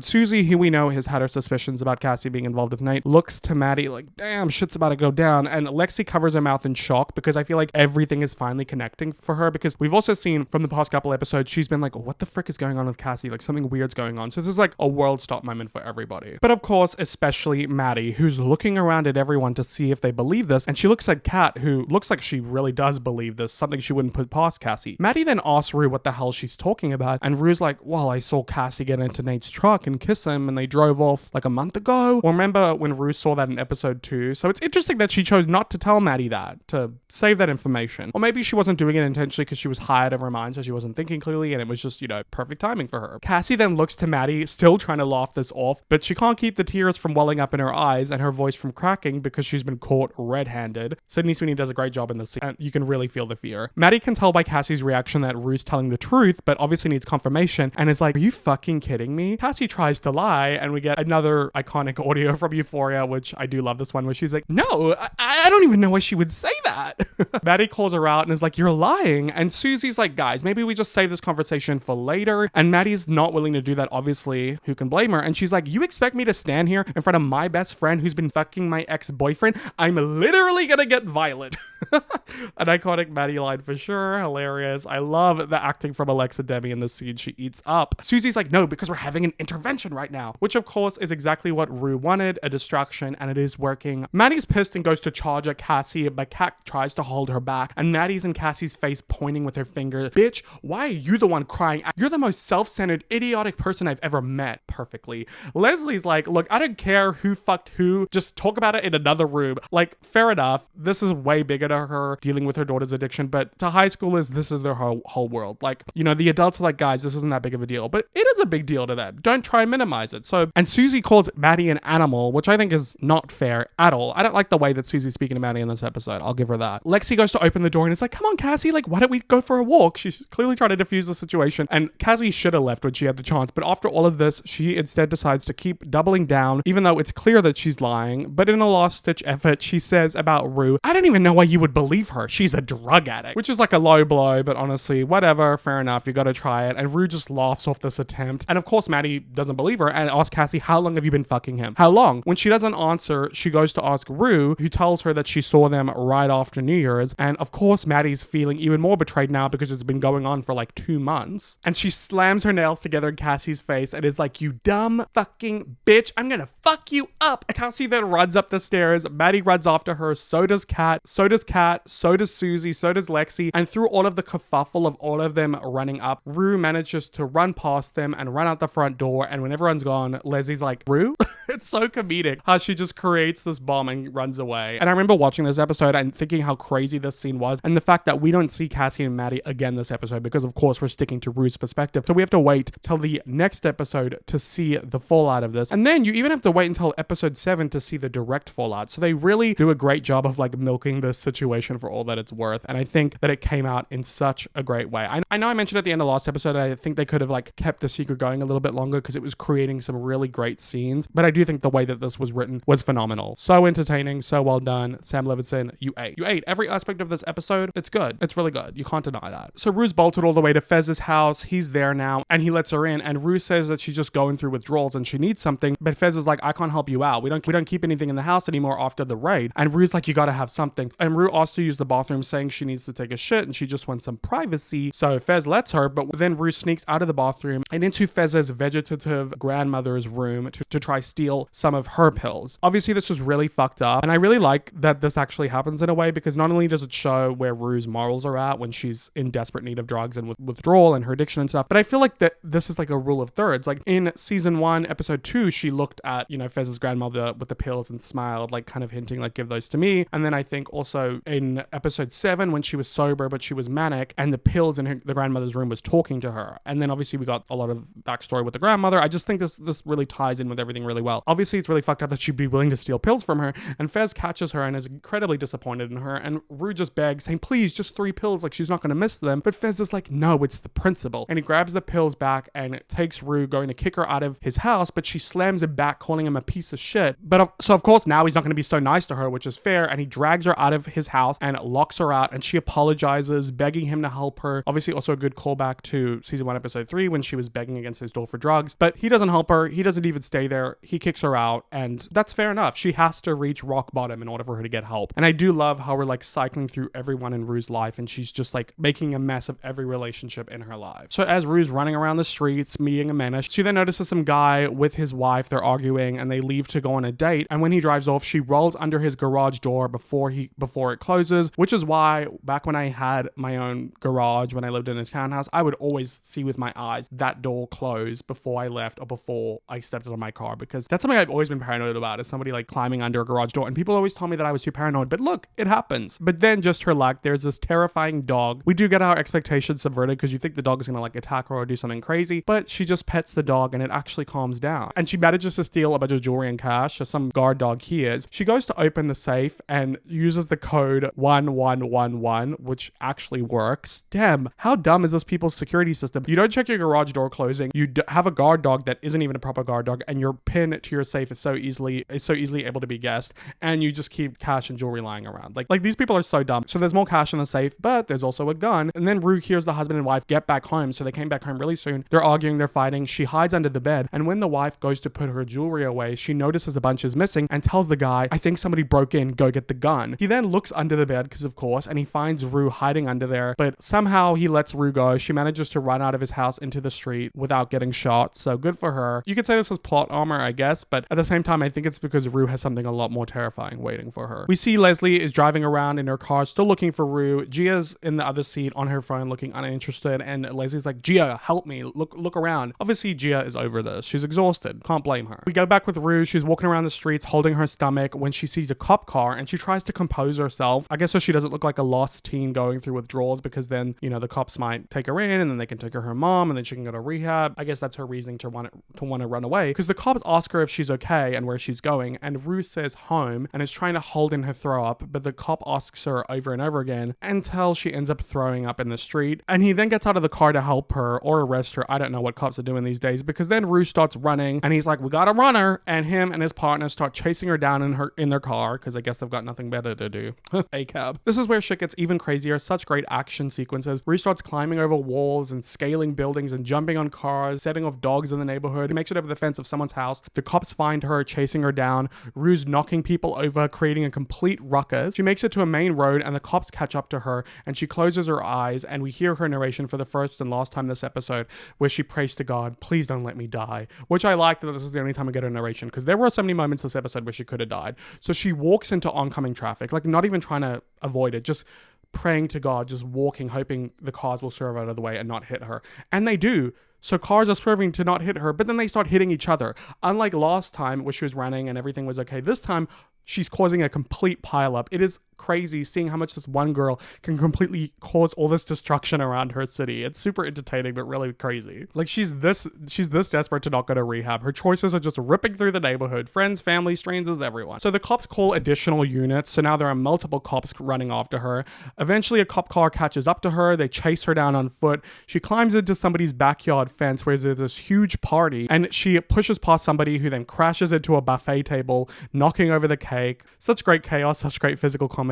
She then runs down an alley past a bunch of homeless drug addicts, which I like, you know, could be your future. She then climbs over a wall and falls into a pile of cactuses, or cacti, I guess. Really funny. The cops do the same as they chase her, and I don't know why they're doing this. Like, surely you don't get paid enough. She then jumps over another fence into somebody else's backyard and lands on top of a glass table. It breaks. Obviously she's in pain, and it's just like a pool party, and everybody's like, what the hell? Like, it's so freaking funny. She then jumps over another yard, over somebody's grill, into a backyard. And the way all these shots are done, all the extras, like the attention to detail, the effort put into this, it's just so well done, so entertaining. I freaking love this shit. Eventually the cops decide to call it quits when they lose her, and they call it a night. And then they disappear, and we see Rue was hiding in a trash can. Why the cops wouldn't think to look in the trash cans is beyond me. Where the brain cells at, you know? Anyways, like I said earlier, I just love how dynamic this episode feels. We get all those slow moving, kind of dialogue heavy scenes, and then we get all these action sequences. Just this whole addiction fueled adventure that Rue's on for this episode is amazing. And like I said, doesn't glorify drugs at all. Like, if you think this glorifies drugs and you think this looks fun, like, I don't know what you're on. You may need help, because this looks fucking awful. Like, we then see Rue climb over yet another gate, a really tall one this time, and she falls to the ground and is stumbling in pain after everything that she's inflicted on her body during this chase. She's shaking, twitching, gagging. Not only is it the withdrawals getting so bad, but it's also the physical anguish that she's put her body through. Rue. So she walks up the stairs of some creepy apartment building and makes it to the front door, where there is none other than Laurie herself. So once she's inside, Rue drops all the money and jewelry she stole onto the table, telling Laurie that's all she has right now to pay for the suitcase. And Laurie's like, "You could have just told me that over the phone, Rue." And Rue's like, "I was worried you'd be angry." Says in her monotone voice, "I don't know if I've ever been angry in my entire life." It's so creepy. Which saying you've never gotten angry before in your whole life is somehow more terrifying than actually being angry. She then says to Rue, "But you did lie to me about saying you were sober." Creepy, because we know she knew. We know she knew. It's obvious that Rue was not sober. She just likes to feign ignorance because she wanted to trap her. It's so sinister. Rue tries to lie again, saying she was, and then Laurie sits down and tells Rue her backstory, which I find really interesting. She tells us how she used to be a college athlete, but then she got injured and had so many surgeries and screws in her shoulder that eventually she got put on Oxycontin. She then became a school teacher, living with her family, this perfect white picket fence life, until her oxys ran out. She didn't even know it was addictive before they ran out, and that's when she learned she'd do anything to avoid withdrawal because it was hell. But I think this is a great backstory because of the opiate epidemic in the US. So many people get addicted to these drugs because they're overly prescribed them because of big pharma, X, Y, and Z. And then this is how a lot of people become addicts, you know? It's really sad. So I'm glad that, you know, Levinson decided to shine light on this. And obviously the story appeals to Rue because she's going through withdrawals and, you know, Laurie can feel empathy for her. And Laurie says, "If you'd come to me earlier this week, I could have given you an assortment of stuff to help you take the pain away, but now all I have is morphine." And Rue's like, "I'll take that." But Laurie's like, "I only have intravenous." Which, if you remember at this point, Rue's only been doing pills. And intravenous is a whole nother level, which we'll get into. So Laurie says, "I can't help you. I appreciate all the jewelry, but you're going to have to come back and pay in cash." And she's like, "When are you going to be able to come up with the money?" And Rue's like, "Real soon." And Laurie's like, "I don't know. You don't look like somebody who's going to come up with money real soon." Obviously, this is terrifying because remember, Laurie said if she fucked with her money, she would sell her to some sick people. But she's positioning it differently here, like she's just trying to help Rue. So manipulative. And she tells Rue what a doctor once told her, that with people who do a lot of opiates, over time, all the chemicals in your brain start to decrease because your body is getting it artificially. The longer you're using opiates, the longer those chemical pathways in your brain start to weaken and wither, like a limb that's not getting blood to it anymore. And then eventually it just falls off. And that's when you get something called cell death, where you just have this big dead spot in your brain that used to make you happy, and no matter what you do, you cannot get it back. It's basically the same thing as people who've had major strokes. So this explains why Laurie is so monotone and flat, because she killed off that part of her brain. And it's just a great way of showing what Rue's future could look like if she keeps using like this. It's terrifying. Also, during this monologue, Rue is looking down the hallway where she sees a door with a lock on it. And as the camera's getting closer to it, we can hear scratching on the door, which is so creepy. It really makes you wonder if there's somebody locked behind that door, like scratching for help, but they're like, you know, they've got their mouth covered up or they're like heavily sedated or something.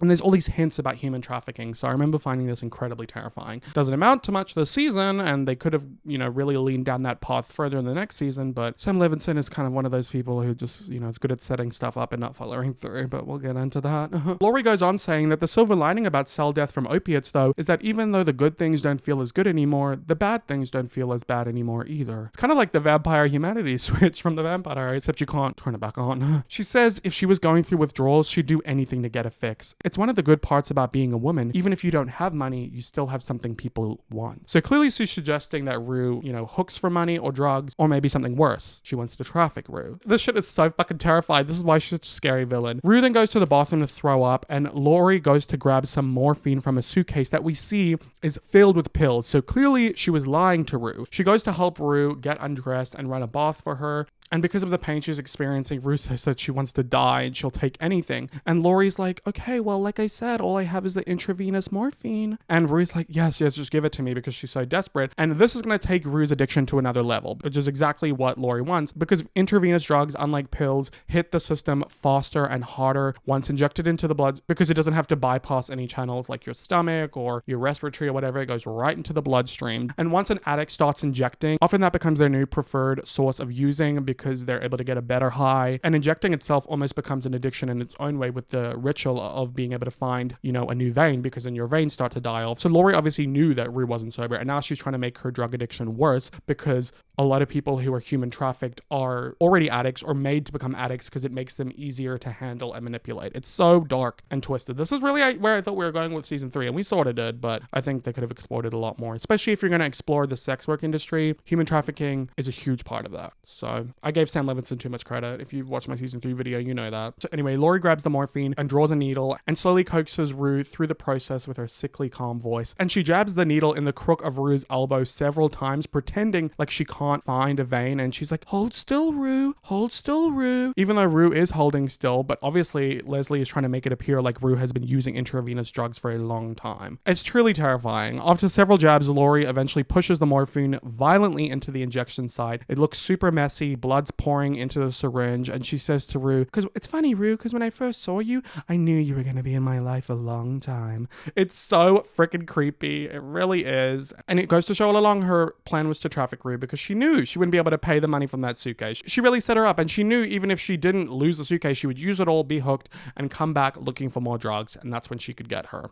Anyway, as the morphine's hitting Rue's bloodstream and the pain eases immediately, and she thanks Laurie and sinks into the bathtub. And I really like how now we see the other side of drug use where we get to see Rue feel euphoria. She remembers being a toddler, and she experiences all of these warm memories, which a lot of time people say like your first time using certain intravenous drugs, it just feels like the warmest hug ever, and then it's just awful after that, and you're just chasing that high for the rest of your life. So in her dad's maroon hoodie at his wake, giving a eulogy through sobs about how he told her that he'd always be with her, which once again, that's what he said at the end of the last episode. So sad. We then see a flashback of her as a toddler when her dad took her to the hospital to meet Gia, which I like, obviously, given everything with Gia this episode. We then go back to the wake where Rue says one of her favorite memories with her dad was when he told her that memories exist outside of time. We then see baby Rue floating in the tub, then teen Rue at the wake crying and walking away. And I think this does a great job of giving us even more empathy for Rue, because a lot of people have all these negative opinions and stigmas towards addicts who, yes, do cause a lot of chaos in many people's lives, like we've seen Rue do in this episode. But at the end of the day, everyone who is an addict at one point was a teenager, a child, a toddler, a baby. Something happened in their lives that made them this way, and it's important for us to have empathy. And I think this does a great job of showing that this is just a girl struggling with mourning her father in the life that she could have had and was given a shitty set of cards. We spoke about this a lot back in season 1. Like, she has all these mental health issues. She's genetically predisposed to addiction. So it's really sad. And I think this does a great job of showing the inner child, you know? We then see Rue wake up in some random room in Laurie's apartment in clothes that are not hers. There are creepy birds squawking all over the place, which I think is obviously kind of a great motif around being caged, because, you know, Laurie has all these birds in a cage. Her apartment is sort of a cage, and she's, you know, taking people prisoner, like what she's literally doing to Rue right now, because Rue looks at her arm, notices it's fully bruised, messed up from where Laurie butchered her arm, makes it look like how she's been using intravenous drugs for ages, which helps better with like trafficking and whatnot. So I reckon Laurie was going to traffic her that day when she woke up. So anyway, Rue then goes over to the window, sees that there is a giant lock on it, so she can't escape. She goes to the front door, quickly tiptoeing past somebody who is in the living room sleeping, one of Laurie's guys. The birds are squawking. She finds a set of keys, but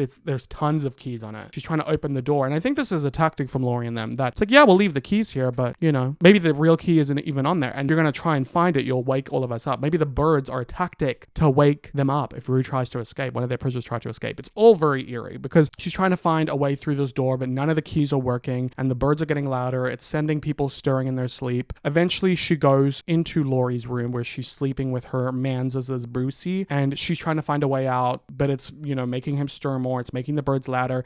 She goes into the bathroom, and we see Bruce wake up, and he's looking around. We really feel like he's going to catch Rue, but then he goes into the bathroom, and there's no one there, but the window is open. So Rue has managed to climb out of the window, the only one that wasn't locked, and she jumps down from the second story window onto the ground, once again just putting her body through agony, but it's a lot better than what could have been. And she runs to the edge of the apartment complex, and we cut to her house where her mom is sitting at the dining room table with the morning light behind her, creating a silhouette, waiting for Rue to come back. She hears the front door open, and she says, "Rue," and then the episode ends. So Obviously happy that Rue managed to escape that terrifying situation. It was so scary, everything that happened at Laurie's apartment, but ultimately underwhelming because, spoiler, we don't see Laurie for the rest of the season. I know she comes back in season 3, but I really do think she should have come back by the finale, or I guess maybe it would have hit better if it wasn't such a big gap between season 2 and 3 for Laurie to come back, and then she doesn't end up even being the ultimate villain of season 3, but I just think it was built up a lot better than it ended up paying off, if that makes sense. But still terrifying in its own right. I remember being so scared by this episode. Oh god.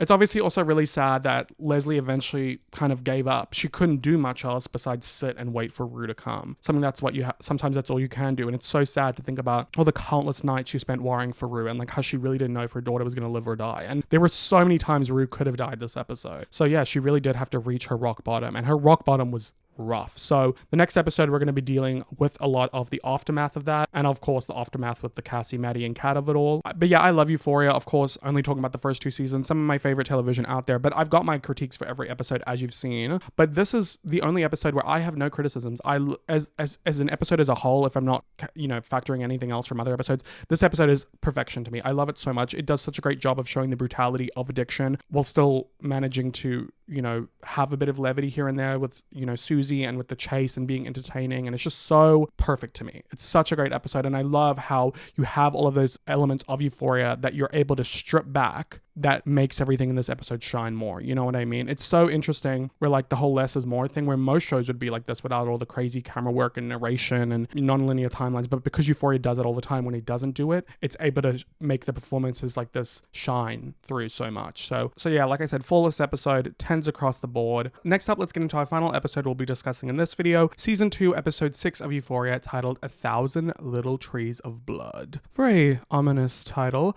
Out of all the episodes in the season, I would probably have to say that this is my least favorite, not because it's like bad by any means, just because it's a little bit meandering. I feel like it's not like a filler episode, because I mean, how can you really have a filler episode in an 8-episode season? I mean, actually you can. It's just like it's dealing with all the aftermath of everything that's happened in the previous 2 episodes, so I felt like everything was so intense, and now we're kind of having a bit of a come down, which I guess kind of makes sense when you think about like Rue's withdrawals and that being a certain focus in this episode. But it's a very Nate focused episode because we didn't deal with Nate at all in the last episode. He wasn't in it. And obviously last episode we stayed with Rue so much. So in this episode, we really only touch with her in the beginning of the episode and the end of the episode. She's not in the whole middle of it, which feels a bit strange. Like narratively and structurally, it's like a bit, different, because I feel like we're trying to catch up on the other characters that we can get to spend as much time with in the last episode. So as like a standalone episode, it feels weird for that reason. It kind of just feels like we're like, okay, we need to get this done and we need to sort through that and X, Y, and Z. And there's really only one scene at the end that feels like exciting and like, oh, this is like, something different and interesting. Otherwise, it's just a bunch of characters talking about what's happened. And I don't know, I just feel like it could have benefited from being a shorter episode, like 45 minutes instead of an hour, or having like a 10-minute backstory to another character so that the actual plot of the episode was more condensed. But anyway, it's still a pretty good episode, so let's get into it. It begins with a long visceral shot of Rue breathing heavily, staring down at this candy wrapper, struggling to open it because of her withdrawal symptoms. Her dexterity is so off that she can't even do something as simple as opening a piece of candy. So she's crying, snot's running down her face. Her mother tries to help her and she rejects her help, wanting to do it on her own, but just sobs at the realization that she can't, but more so the realization of how much of a long road she has ahead of her with regards to her withdrawal. It's a really well done moment, maybe slightly drawn out a little bit too long, but I think maybe that's intentional to really make you sit with Rue in that uncomfortability. Her mother then takes her to go bathe and clean up, and Rue comes in with her narration saying how she loves hospitals because they don't care about how good of a person you are in order to help you. And I really like this for 2 reasons. One, because I think it does a nice callback to season 1, episode 8, the finale, before she relapsed when she went to hospital because she was so depressed she didn't go pee. So I feel like it's like a nice full circle for that. But I also like it because I feel like we've been exploring this idea of like, what is a good person? Rue worrying if she is a good person, feeling like a bad person. So her talking about good people, like people who work at hospitals, she says that people like that are rare. And I also feel like she's, speaking about her mom, because despite everything that she said to her mom and put her through, she's still helping her, of course, because Leslie is a good mother and she loves her unconditionally, much like how a doctor or nurse is going to do their job unconditionally, whether or not you're a shit person or not, So they're waiting on a rehab spot to free up by the end of the week. In the meantime, Rue's going through her withdrawal at home, and through her narration, we learn that she doesn't remember everything she said to her mom, and she wishes she could say that she didn't mean any of it, but she doesn't know if she can because she thought it, she felt it, and she said it. And I like this idea too, because it's like drunk words or sober thoughts, or when people get really mad and they say stuff and they're like, I'm sorry, I didn't mean that. It's like at the end of the day, words have meaning, words have power. Once you say something and put it out there, you can't really take it back, at least not fully. I mean, you can explain why you said something, say how you would have said it differently, X, Y, and Z, but at the end of the day, you said what you said. I said what I said. It's really heartbreaking as we see Leslie picking up the mess Rue's made when she was throwing stuff all over the house, but I also feel like it's her metaphorically having to pick up the mess too of Rue's life that she's made. I don't know, maybe I'm digging a little deep here.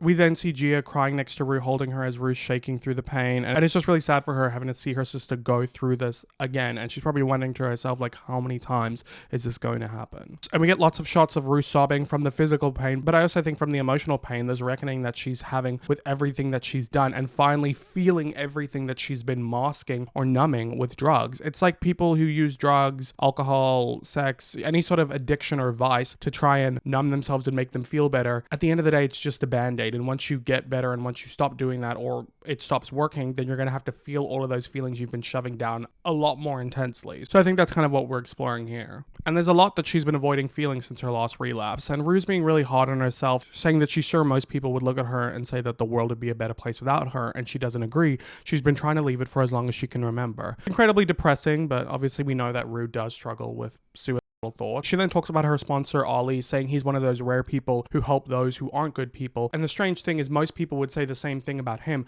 reducing him to just a crackhead wife beater. And I think this is something else that's really daunting about people, you know, getting sober or getting better, is that even if they do, people do often reduce you to your past actions and don't always give you opportunities for growth and change. And I feel like Ollie is somebody who's definitely experienced that. And we touch on this here, where he drops Rue off at home after their encounter at the diner in her special episode, which you can tell because that was Christmas Eve and Rue walks inside and the Christmas tree's up. So, you know, I really like that we're kind of tying into the special episodes like that. And also because Ollie sits in his car watching through the window Rue with her mother and sister, with her family, have Christmas, and he is going to go back to his apartment alone. We know from the special episode, if you watched it or if you watched my video, that his ex-wife, you know, left him, obviously, doesn't talk to him. His children don't really talk to him. So it's just really sad that this could be Rue's future if she doesn't, you know, change her ways. You know, eventually people do reach their breaking point with you and you can lose those that you've loved through your addiction. So I feel like Ollie does kind of serve as a great cautionary tale for that. Rue says she wonders if Ollie's daughter ever said those things about him because she did and she deeply regrets them.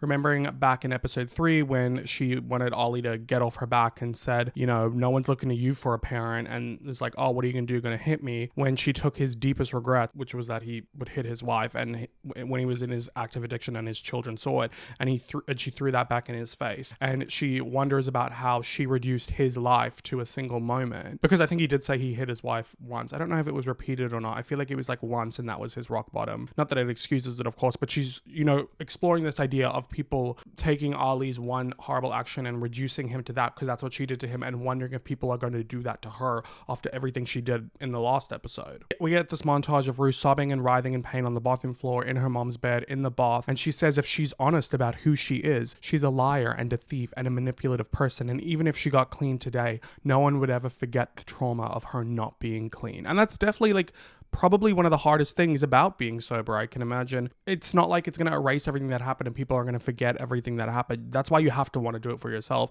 The only way that I can sort of imagine or think about it is, you know, I haven't really struggled with addiction per se, but I've struggled with substance abuse, and there were times in my life where I was really depressed and miserable and unhappy in my life, and I would drink too much and end up saying things and doing things that I regretted and were either really embarrassing or ended up causing a mess. Like I've lost people in my life because of it.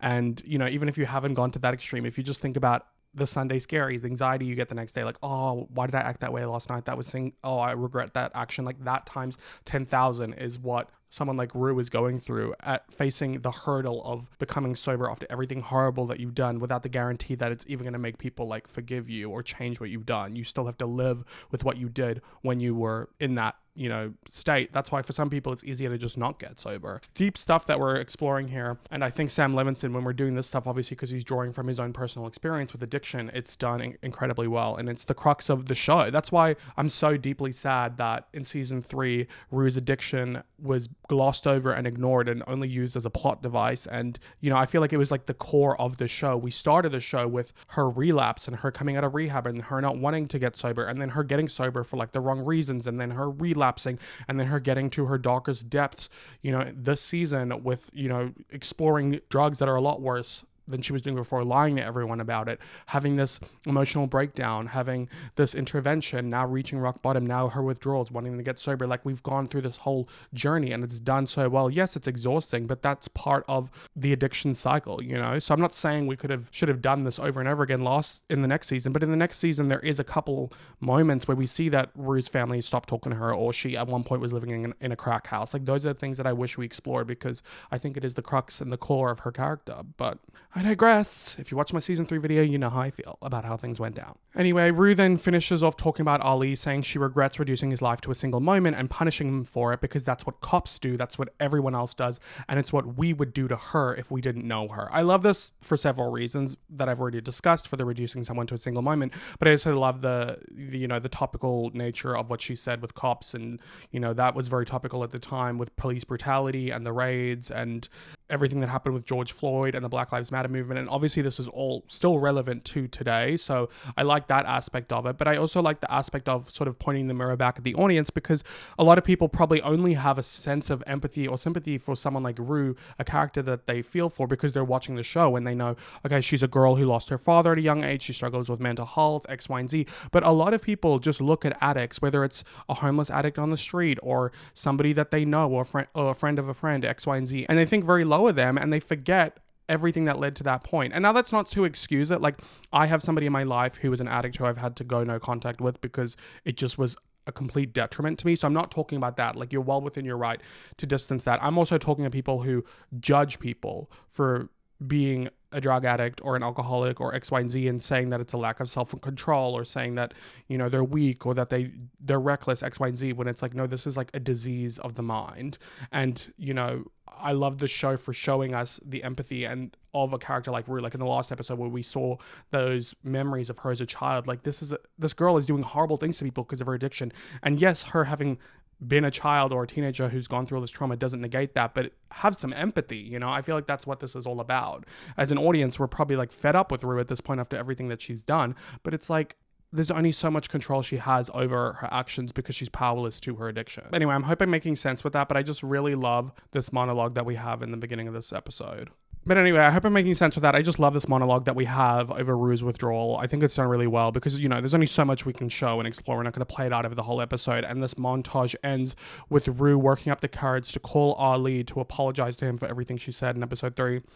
And she really struggles through her words, but Ollie forgives her super quickly, and she bursts out in tears, surprised by how he was able to forgive her so graciously. And it's a real win for Rue. She smiles through sniffs because things are finally starting to feel like they're getting better. She's finally able to open up the Jolly Rancher. Her withdrawal symptoms have improved enough where she has dexterity of her hands. And she smiles because even though she's got a long road ahead of her, she could see the light at the end of the tunnel. And then we get the Euphoria title card with Labyrinth's song, All For Us, which I love because that is a song that played during her relapse sequence in the season 1 finale, but here it plays in a much more hopeful rendition, and I really love the full circle moment of that. It's then present day, and we see Ollie go over to the Bennett house to make dinner for Rue and her family. I mean, he makes jokes about Rue being stinky, her diarrhea ass, because, withdrawals be making you shit a lot, and tells her to stay out of the kitchen, and also tells Leslie to stay out of the kitchen because she's been cleaning up after Rue. It's very, funny, and he's making things lighthearted, but really, it's strategy so he can have Gia alone in the kitchen and give her some extra attention, which I think is really sweet because of the whole glass child syndrome, which is basically where there's like a sibling to another child that requires a lot more attention from the parent, whether they're, special needs, or they have a disease, or they have a sickness, or they have a mental illness, or X, Y, and Z. The other child doesn't get as much attention from the parent, and then they can feel like their issues don't matter as much because in comparison they seem small, and, that is the glass child syndrome. I hope I'm describing that correctly, but Ollie tells Gia it's okay to be angry with Rue because she's hurt, and it's unfair what she's put her through. But Gia just says she's fine, putting on a brave face. And we leave the Bennett family for now, and we will catch up with them at the end of the episode. because we need to go catch up with Nate, who we did not see at all in the last episode. And this is very much like a Nate-focused episode. He is an absolute menace. So let's get into it. We go to his room where he's finished working out and he checks his phone and he has a bunch of missed calls and texts from Cassie. And Rue comes in with her narration saying Nate didn't know what happened yet between Cassie and Maddy because he had his phone on silent so that he could focus on working out. And this was obviously probably the morning after the incident with Maddy and Cassie, but we then flash back to the morning after his father left. So you could see structurally we're having to play a bit of catch up because of last episode focusing solely on Rue, so we're having to harken back to things in episode 4. And Rue's narration says Nate felt great waking up the morning after his father left. After an 18-year dick swinging contest with his father, he'd finally won. I like the idea that Nate thinks that he won when he really didn't do much. His father just had like a mentee bee. I mean, I guess he did something by stealing the tape and then getting the tape stolen and then setting him on this wild goose chase, so maybe Nate sees that as a victory. But anyway, he comes downstairs walking past his dad's pee that is in the foyer, which no one's cleaned up yet, and his mom's in the kitchen blasting music, drinking Bloody Marys or smoking a cigarette, so she's celebrating too that she's finally gotten rid of Cal.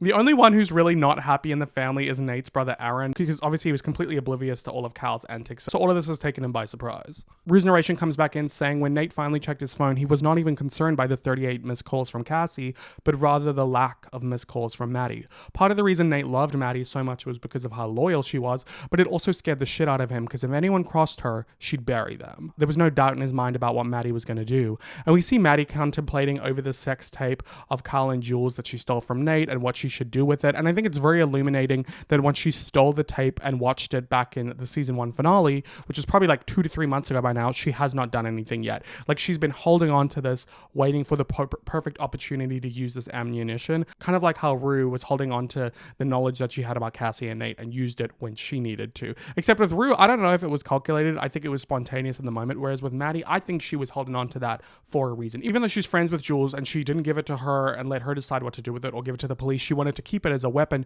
to use against Nate. It does a great job of showing how calculating she can be too. And then Maddy's at her babysitting job, talking to Kat on the phone about Cassie's betrayal, saying that she feels like an idiot for not knowing, comparing it to the likes of parents who are shocked when their kids shoot up a school, which is a crazy comparison, but okay. Kat on the other end is saying how she never liked Cassie and she's totally the type of girl who would fuck your boyfriend. It's kind of a baseless comment because it's not like Cassie's done something like this before, but I guess it's just like a vibe she gets from her. And we've never really gotten any indication that Kat and Cassie were ever like that friendly or close to one another. They're both just friends with Maddy, so they're like friends by proxy. So I guess it kind of checks out. But it also kind of just feels like Kat's telling Maddy what she wants to hear, which harkens back to what Nate said in the hot tub in episode 4 about how of course Kat's going to agree with Maddy and how Kat was getting defensive about having a voice of her own. But here once again, she's just parroting everything back to Maddy that she wants to hear. And it feels kind of regressive because back in season 1, she pushed back against Maddy not wanting to be her sidekick anymore and become her own person. But it feels like she's completely reverted back to being in this place this season, which I think is a fault of Sam Levinson's writing. And even Bobby Fiera has come back and said that's why she didn't want to be in the show anymore. She felt like the fat friend stereotype, like the sidekick. And she felt like she would rather put her acting chops somewhere else because she went from being a main character to basically a side character who just exists for Maddy's story. So Maddy's saying she wants to murder Cassie and Kat's like, that's understandable. And Maddy's like, no, like literally plan it out and carry it out. And Kat's like, totally fair. And the timing on Kat's side couldn't be more inappropriate for this phone call because we then see that she's on a date with Ethan while on the phone to Maddy. She finally gets off the phone when the waitress tells her that they're not allowed phones in that restaurant. And Ethan goes to give her a kiss and she's like, oh, and she like awkwardly does it back, but is like fidgeting, nervously laughing. And Ethan asks what's going on because she asked him to cancel rehearsal to meet with her. And she finally starts telling him about how she's been thinking about their relationship and wants to be honest. But then she ends up chickening out and pivots to this insane lie, saying that she has a terminal brain disorder. God, this fucking scene. He pushes back asking for more information and she won't tell him because it's obviously not real. And he could tell and calls her out for lying, but she decides to turn around and gaslight him, saying the fact that you think that I would lie about something like that means we have a bigger problem in our relationship, which is exactly what I was trying to tell you in the first place. And he's like, no, actually you were trying to break up with me and then you started lying about having a terminal brain disorder and now you're using my skepticism as a way to break up with me. Clocked her tea straight away, not that it was that hard, and she then tries to deflect saying, well, that's your experience. And he's like,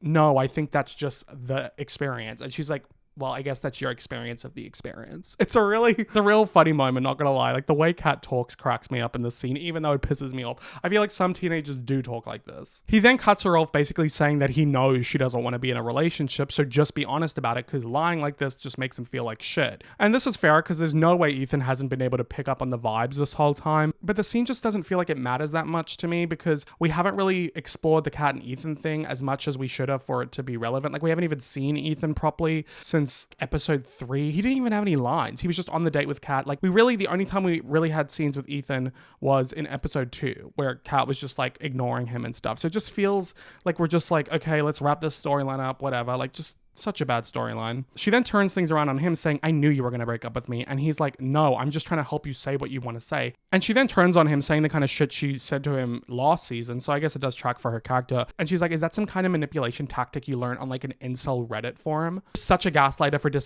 You're such a gaslighter for dismissing my experience, which is crazy because that's literally what she's doing to him. Ethan just decides to break up with her then because she doesn't have the guts to do it, and she scoffs like she doesn't care, but when he leaves, she does look upset. I feel like we're meant to believe that she does care about him and just didn't have the heart to tell him or didn't have a reason that made sense, so she went about doing it in this way. Like, it's just really messy and makes Kat like an unlikable character, but like teenagers do lie about weird things and say weird things, so I feel like it is realistic. It just feels like very random. This whole storyline has just felt very random, and like there's basically no more Kat the rest of the season besides being a sidekick, like even more than she already has been. So I'm just sad what they did with Kat this season, what Levinson did with Kat this season, because I really liked her in season 1. But anyway, we then go over to the Howard house where Susie makes Lexi hide the knives in the bushes in the backyard because she fears what Cassie might do to herself given her emotional state of mind. And this finally makes Lexi start having second thoughts about putting on her play, exploiting her sister and her friends' lives. We then see her hanging out with Fezco at his house, confiding in him about her play and how she's worried about hurting Cassie's feelings. And as a side note, it's interesting how they've graduated to hanging out at his place when we haven't seen them interact since episode 2 in the convenience store, and even then they barely interacted. Like, I just feel like the Lexi and Fez relationship, or not that they're in an official relationship, but the connection just feels super rushed. We had their cute meet cute in episode 1. They're kind of almost talking again in episode 2, and then nothing else since. I spoke about this in the previous episodes, but the Fez stuff just feels like really well done in the beginning and the end of the season, but just very forgetful and lackluster in the middle of the season. And it's here too, where it's just like, okay, like last we saw you could barely have a proper conversation and now you're hanging out at his house together. Okay, sure. I mean, I guess we're just supposed to believe that it started happening off camera. I just wish that we got more development for the Lexi and Fez relationship. And more just Lexi and Fez in the middle portion of the season, really. Anyways, Fez gives his advice to Lexi, which is that sometimes people need to get their feelings hurt, which I guess true, like sometimes people are going to learn a lot, but exposing your sister in front of your whole high school is just cruel, not teaching her a lesson. Lexi says that this is the first time in her life she's doing something for herself, but girl, are you forgetting that it involves a bunch of other people? I cannot stress this enough. They then bond over the movie Stand By Me because Fez thinks it's a similar concept to Lexi's play about a group of friends growing up and falling apart. And I can't really speak to it too much because I actually haven't watched that movie. Lexi then suggests that they watch it, so they're bonding, cute vibes. And we flash back to early in that day prior to Lexi meeting up with Fez to see why she needed to get out of the house. And it's because she needed to avoid Cassie's antics, because Cassie was driving the Howard family crazy. So we see Cassie had locked herself in the bathroom and she's laying in the tub crying through a face mask, calling Nate repeatedly, but he's not answering the phone. And honestly, a real crazy girlfriend would have just showed up to his house. You really need to commit to the bit, Cassie. So back at Nate's house, he's hanging out with his mom in the kitchen. They're both drinking together, and she tells him not to marry anyone he meets in high school. Well, look at how that turned out, except he ended up being his bride's demise. She tells him about how she used to be hot and fun before she got with his dad, and how she could have had anything she wanted. Tale as old as time for many who stick with the high school sweethearts when it doesn't work out, because rarely it does, even if it's not even in a really bad circumstance like with Kyle and Marsha. It's just, think about who you are now and think about who you were in high school. If you're not that different, maybe you're not growing and evolving enough.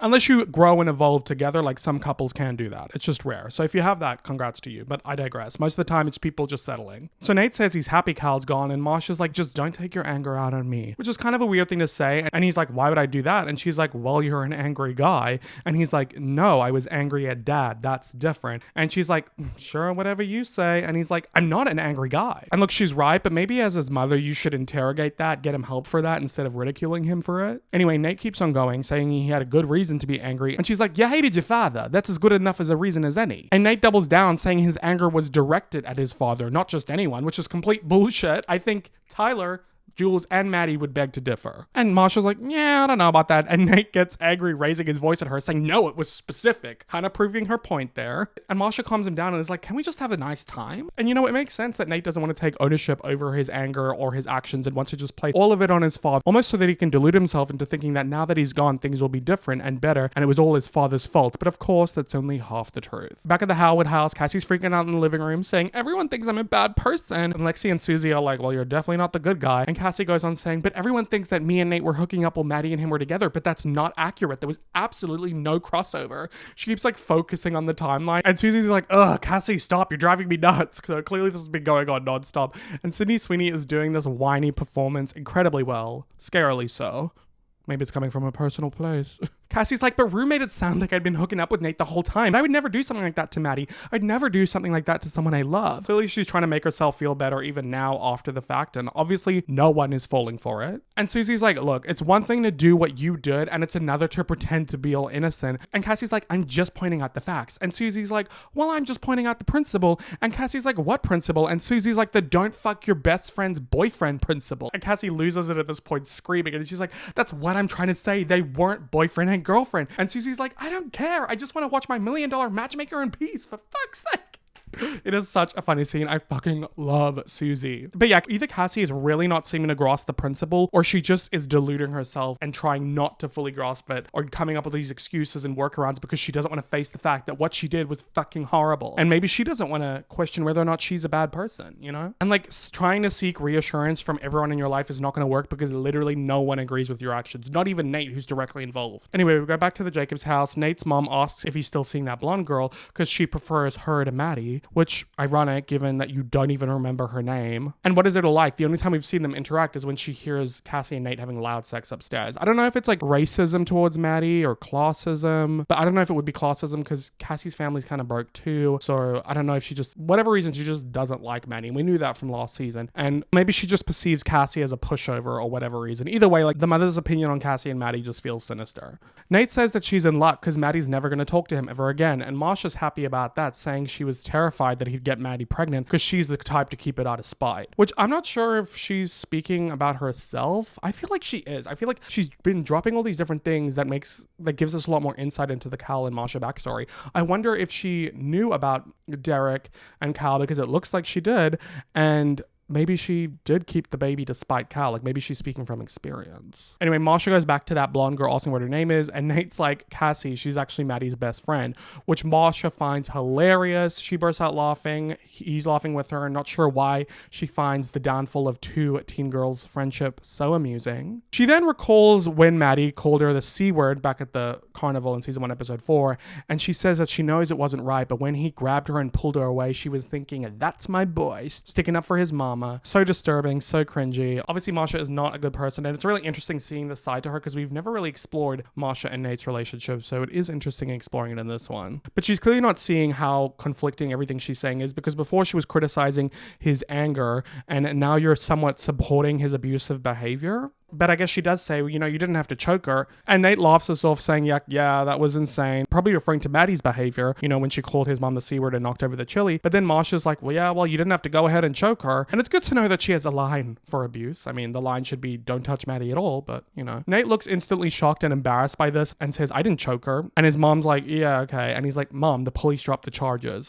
Which, you not choking her and the police dropping the charges are two different things. Clearly, this points to Marsha knowing that Nate is like his father and knows how to get himself out of trouble. And it's really interesting seeing Nate feel super exposed by this, thinking that his weird manipulation mind game and calculated ways of getting out of things, getting out of trouble with being in the police for abusing Maddy and pinning it all on Tyler, that would completely clean the slate and that no one would know. But it's no, people are still going to suspect that you're the abusive one, that you're the one that choked Maddy. Even your own mother does. So it's a real wake up moment for him. Nate keeps insisting that he didn't choke her, but it's clear Marsha doesn't believe him, and he's getting angry yet again. And she's like, geez, okay, don't get so upset that you choked me, because I won't drop the charges. I'll clean house. And she laughs at this. She's got a weird sense of humor. And it's a really weird mother-son dynamic. On one hand, it's good that she's not deluding herself into thinking that her son is like a good person, like how some mothers do that, where they'll just excuse everything that their son does. But then at the same time, she's not really condemning him or doing anything about it. She's like laughing at it. Anyway, we go back to the Howard house where Susie hears Cassie screaming, and she goes in the kitchen to find her trying to cut her wrist with a bottle opener. And Cassie's like, I just want to die. And Susie's like, well, a corkscrew ain't gonna cut it. Well, it probably could, but she takes it away and walks past Lexi and is like, see, told you packing the knives away was good. And it's dark humor, but a funny moment, because once again, it's like Susie definitely relates to Cassie and can predict her behavior, because I think Cassie must have been a lot like her growing up. Lexi says she doesn't get it because she thought Cassie didn't like Nate. And Cassie's like, well, that was before I knew him. And Lexi's like, wait, is that why you ratted Fezco out? Because you were sleeping with him? And Cassie keeps trying to deny that, even though that's exactly the reason. And Lexi asks how long they've been sleeping together and if it was before or after the New Year's party. And Cassie's like, I don't remember. And the reason Cassie doesn't want to admit to it is because it was like literally 2 weeks after Maddy and Nate broke up at the winter formal. Lexi calls her out, saying, for someone who's so obsessed with windows of time, I find that hard to believe. And Cassie's sobbing, saying, you're just making me feel worse. And Lexi's like, do you even know why Fezco beat Nate up? And Cassie's like, why? And Lexi's like, I don't want to tell you, because then you'll just go ahead and tell Nate. And I don't trust you. And Cassie's like, no one does. And Lexi's like, yeah, because you fell in love with someone who spent years making fun of you. It's sad. And she just walks away. And honestly, yeah, it's literally pathetic. Hilarious. But these Cassie scenes this episode really crack me up. Sydney Sweeney does a good job at that hilarious whiny voice. Anyway, back at the Jacobs house, we go back to the longest conversation ever. Nate asks his mom how she knew his dad was cheating on her, and she doesn't answer, which I find interesting, because it's like she doesn't want him to know that she knew, because then it's like, why didn't you do anything about it? But she asks if Nate did, and he says no. Interesting as well, because obviously he did. Just all these lies and deceit in this family. Marsha says she doesn't believe him because when Cal had his whole meltdown confessional, she saw the difference between Nate and Aaron's reactions, and Nate's like, well, it's because Aaron's an idiot. And Marsha laughs at this. How fucked up is this family that they all just like call their son or brother an idiot and think it's all funny? It's like this inside joke between them all. Like, Marsha clearly just isn't very maternal, and she then says she's gonna get a Peloton bike, get in fit, start dating, get him a stepdad, maybe one his age, and she bursts out laughing, and Nate tells her to shut up and stop acting like a teenager. It's a real weird moment, like weird to talk to your mother about that, but it's interesting. It harkens back to his backstory in season 2, where the way he described his mother was like a pushover and weak and all this kind of stuff. Like, clearly there's not really like a familial love between all these people. Like, they just treat each other like shit and talk about each other like shit. Anyway, Marsha then calls him out, saying, why do you only have all the bad qualities of your father and none of the good? This obviously upsets Nate, but he doesn't say anything, and Marsha says, your father is deeply flawed, and yet somehow we raised a child who's even more deeply flawed. Which I'm not sure what she means by that, because like, isn't that usually how things go? Like, trauma passes on between generations if you don't do anything about it. But saying he's worse than Cal when you know how Nate feels about his father is a real low blow. It's pretty cruel. And then to make things worse, she asks Nate if he ever thinks about what went wrong with him.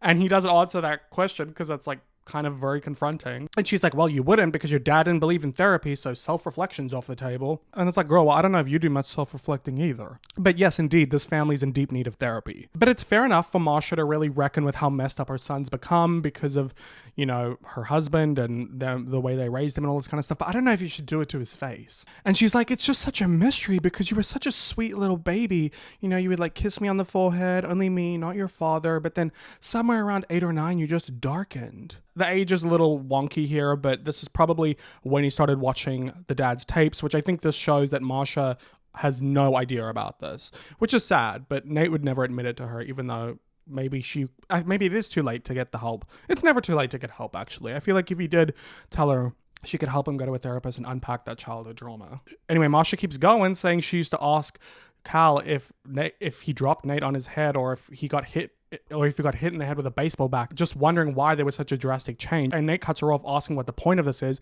And she's like, I'm just trying to figure out how you ended up this way. And he's like, I feel like you're trying to say something without saying it. And she's just like, no, never mind. And she walks away.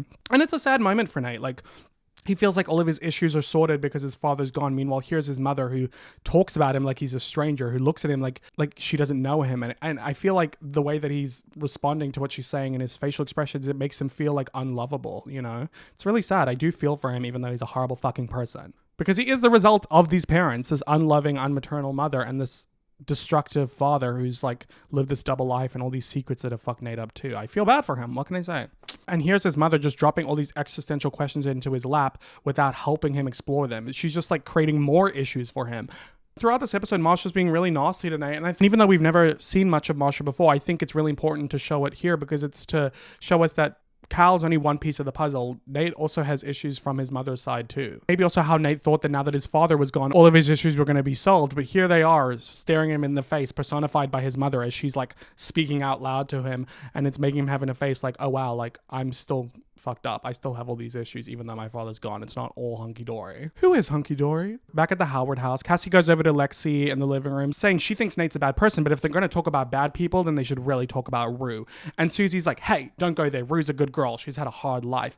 And Cassie's hurt hearing this from her mother because they've had their own issues and struggles too. And she says her life's no harder than hers or Lexi's life. And Susie says it's different. And Cassie's like, yeah, because her dad died. Ours just stopped calling. I don't know what's worse. And it's a fair point because both suck in just two different ways. As somebody who has a dead dad, I often wondered how horrible it must be for people who know that their dad is out there and alive and just wants nothing to do with them. Both are horrible and suck in different ways, and there's really no need to compare. And it is kind of a nasty thing for Cassie to say, but I think it's realistic that she has this frustration because to her it seems like everybody gives Rue a pass, but then everyone is being really hard on her when they both have deep wounds and trauma from their fathers. But it's not that simple, of course. But I will say that, yeah, I mean, I do think people are really, really harsh on Cassie. Even though what she did was messed up, it's like the lack of support that she's getting, it's no wonder she does what she does by the end of this episode. Cassie then turns her attention to Lexi, saying if she wasn't such a loser with no self-respect, she'd drop Rue because she treats her like shit.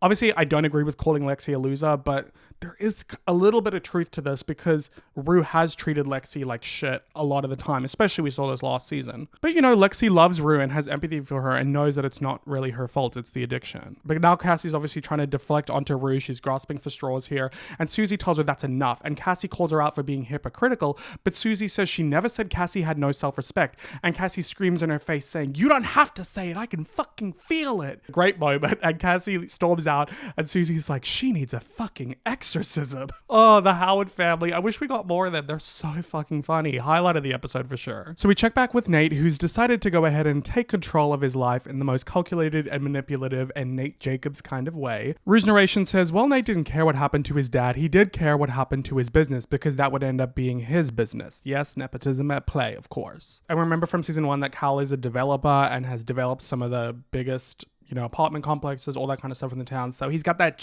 money. Back with the narration, Rue says, Nate didn't know much about real estate. He did know that there wasn't much business for houses being built by a PDF file. You know what I mean? YouTube things. He starts breaking into his dad's locked desk drawers, and in the one that used to have the tapes, it's completely empty. So Cal has taken all of those and has left a sticky note that says, good luck being the man of the family, which kind of feels like he's taunting Nate here. Nate also then finds his father's gun and starts like playing with it. And I don't know why Cal left the gun. I feel like that's really stupid. I don't know if it's a test or if it's just him being careless. We then go to Jules, who's depressed in her room laying in bed, but Rue says, you know what? Never mind. I don't want to talk about Jules and Elliot. Fuck them. Let's go check in on Maddy. Which I think is funny. It's like a interesting way of doing the meta commentary because like Rue's choosing how the show goes. So Maddy's at her babysitting job and Rue's narration says she wasn't just angry about Nate and Cassie. She was also feeling depressed and heartbroken. Of course, it's not just anger. She's probably feeling a plethora of emotions and she's now reckoning with the fact that all the times she confided in her best friend and felt comforted by her, it was all an illusion. It was fake. None of it was real. That must be such a mind fuck to go through. And also she would be so upset knowing this whole time she was considering getting back with her ex, her abusive ex, who was literally hooking up with her best friend. Like, I feel so bad for Maddy. So we see her in her boss's closet, trying on her clothes, doing what she do, when she gets a text from her saying she'll be home in 15 minutes. Then the camera zooms in on a hidden camera on a clock, which I find very interesting, and we never get confirmation that Samantha knows that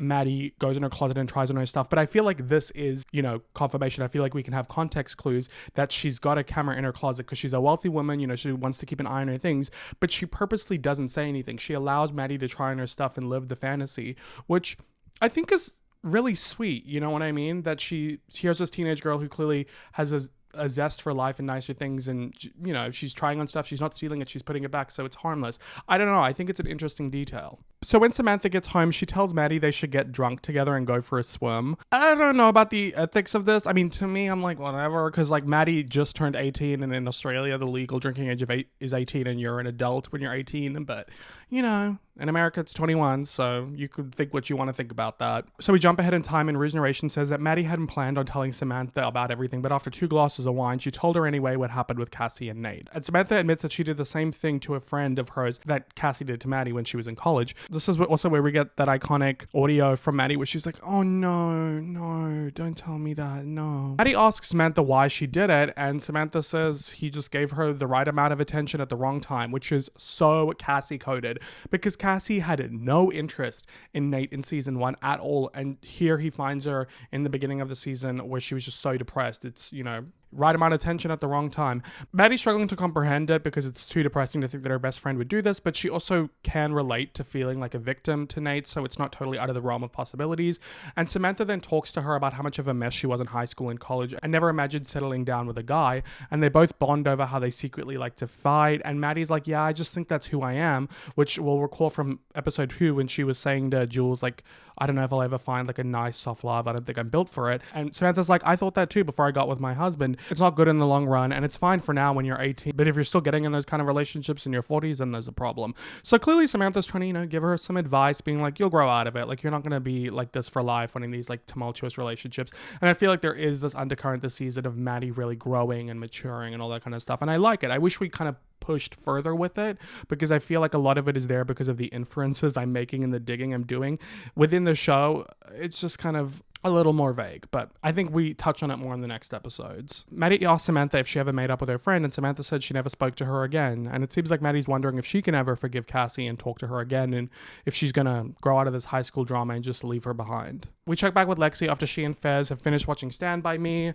and they're both laughing and crying and singing together. It's a cute moment, and the song from Stand By Me then plays over the next scene, which is not so cute and sweet, so I like that juxtaposition, where Nate is driving with his dad's gun in the passenger seat, and we see Maddy driving home with the disc in her passenger seat, so we know some shit's about to go down between these two. Later on, back at Fez's house, Faye goes to take out the trash when her boyfriend or ex-boyfriend, I don't really know what the status of their relationship is now, Custa, calls out for her in the alley. Custa, who used to work with Mouse and witness his murder, and he tells her about how the cops have been asking him questions about Mouse and want to send him to prison for it, and she asks if he's cooperating with the police, and he said, well, I wouldn't use that word, which, yeah, that's what you're doing. So basically he's an informant for the police, but he says they had their sights set on Fez and Ash before he started talking to them. He tells her how he's going to come over soon, asking him about some things, and he needs her to stay out of it and keep quiet about this, and she seemingly agrees and comes in and doesn't say anything to Fez or Ash, but it's clear that she's feeling uncomfortable about this and doesn't want to go along with this, because, you know, she's now having this found family with Fez and Ash, you know, where they took her in, and it's just very sleazy of Custer to do this, because, you know, he got into that mess with Faye and asked Fez to take care of her, and he's doing him that favor, and he helped him get a new link up when everything happened with Mouse, and now he's cooperating with the cops. I don't know. I mean, I guess if he has to do it to save his own ass, it's whatever, but I don't know. It's just kind of there and a bit vague. We're doing a lot of setup for the finale, but once again, my critiques still stand, where I feel like we do a lot of great work in the beginning of the season with the Fez, Ash, Faye, Custer, Mouse storyline, and at the end, but in the middle, it's just like necessary scenes here or there. Like, it really loses its momentum. Anyway, back with Maddy, she gets home, and we follow her into her bathroom where she's getting dressed. We can see Nate through a mirror on one side of the frame, pointing a gun, just sitting there patiently waiting for Maddy while we see her getting dressed, you know, in the other side of the frame in the bathroom. It's just so scary to think about how she just doesn't know he's there, like that haunting feeling. Ugh. It's a very creepy scene, and it lingers for quite a long time to make you sit in that comfortability. It kind of reminds me of when Nate broke into Tyler's apartment back in season 1. Except this time it's even scarier because he's got a gun and this is his ex-girlfriend, so the stakes feel a lot higher, and of course the disc and everything too. And it goes to show Nate hasn't changed at all. I mean, this isn't exactly anger, it's more like calculating and menacing and manipulating and psychotic, but, you know, all kind of in the same realm, I guess. So Maddy walks out of her bathroom and sees Nate, hears the gun click, and of course is instantly terrified. And Nate makes a joke about how he's not there to apologize. And he's like, could you imagine if I came here pointing a gun at you, forcing you to accept my apology? Yeah, now's not the time for jokes. Goes over to Maddy, holding her, bringing her to the bed, and she starts saying to him, I love you, I love you, I love you, over and over again, because obviously she's terrified that he's going to hurt her. And he says he doesn't believe her, saying he knows her better than anyone in the world, and he knows it's over between them now that he's humiliated her. Then starts taunting her, playing with her, walking around her room with the gun, touching all of her things. He even takes the Tiffany necklace back that he bought her. What a sleaze bag. He asks what she thinks of his dad filming himself fucking people, and Maddy pretends not to know what he's talking about. And he's like, can you believe it was Jules? And she continues feigning ignorance. So Nate comes out and says, hand over the disc. And Maddy keeps saying she doesn't have it. So Nate pulls the bullets out of his gun one by one and leaves one bullet in the gun. He then goes over to Maddy, laying on top of her basically, and points the gun at her head. Obviously she's terrified, begging him to stop. And I don't know why here she doesn't just tell him where the disc is, but I digress. I guess she was just in shock. And then Nate moves the gun from Maddy's temple to his own head and starts shooting the gun, playing Russian roulette with his life. And it's really intense, really scary. And you can see the fear or titillation to the power and whatever else going on Nate's face. Like, he just looks like a fucking maniac, the scariest we've ever seen him. And Maddy is just begging him to stop. And he keeps clicking and clicking and clicking. He's running out of empty bullets here. So eventually Maddy tells him that the disc is in her bag. Nate gets off of her groaning like he just finished having sex with her or something, which kind of reminds me of season 1 stuff with Nate, where like the sex and violence stuff was often blurred together. And Maddy's crying in a fetal position, and he almost looks shocked at how like traumatized she is. And he tries apologizing to her and goes to touch her, but she tells him to get off of him. And he's like, I was joking. There was no bullets in the gun, which I don't believe. I feel like Nate did leave a bullet in the gun. I feel like he wanted to prove that Maddy still cared about him, even though that's kind of twisted and stupid, because I feel like nobody would want somebody to blow their brains out on top of them, you know, regardless of if you care about them or not. But I also think he's such an egotistical maniac and everything always goes right for him that he probably would think like, I'll survive this. Like, I'm going to play Russian roulette with my life. And that explains why his reaction to it was so intense. You know what I mean? I think he just said that because he felt bad and wanted to make her feel better. But obviously that's going to do little to comfort her. So Nate just says he's sorry, goodbye, and leaves. And Maddy just lays there crying. And that's the end of their relationship officially. I feel like obviously it's a horrible scene. I feel awful for Maddy and all that kind of stuff. But it's such a well done scene. Like, it's so tense. You really sit in the uncomfortability of it. You really don't know like if he's going to shoot her or him. Like, when I was watching this for the first time, I really was scared because Nate's a psycho, you know, you don't know what he's gonna do.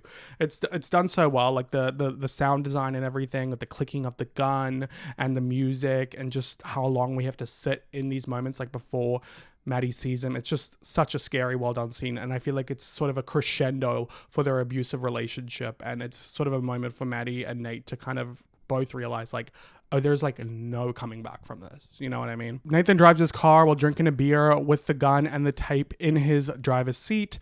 And he then calls none other than Jules, saying he's outside her house and he needs to speak to her. Obviously, Jules says she doesn't want to talk to him and hangs up. So Nate texts her saying it's about her and his dad and he wants her to be able to protect herself. So obviously curiosity kills the cat and Jules can't help but go out and meet him, but not before grabbing a box cutter just in case. She runs out to his truck and so Nate says he knows she hates him because of all the shitty things that he's done, but this isn't one of them. And before he tells her the second thing, he needs her to hear his apology first. And it just feels so tense seeing them in close quarters in the car and like the windows are kind of foggy in the rain. I just really find this scene visually interesting. So he apologizes for everything he did to her, saying she didn't deserve it and he was trying to protect someone who didn't deserve to be protected. And if he could take it all back, he would. And obviously it's good that he's apologizing to Jules, I guess, but it's kind of crazy that he gets to this place of realization for wanting to apologize to Jules for everything he's done when he hasn't interacted with her in so long and they had merely a text relationship. Like, I know they bonded for a while and all that kind of stuff. Meanwhile, Maddy, who he actually loved and was actually in a relationship with,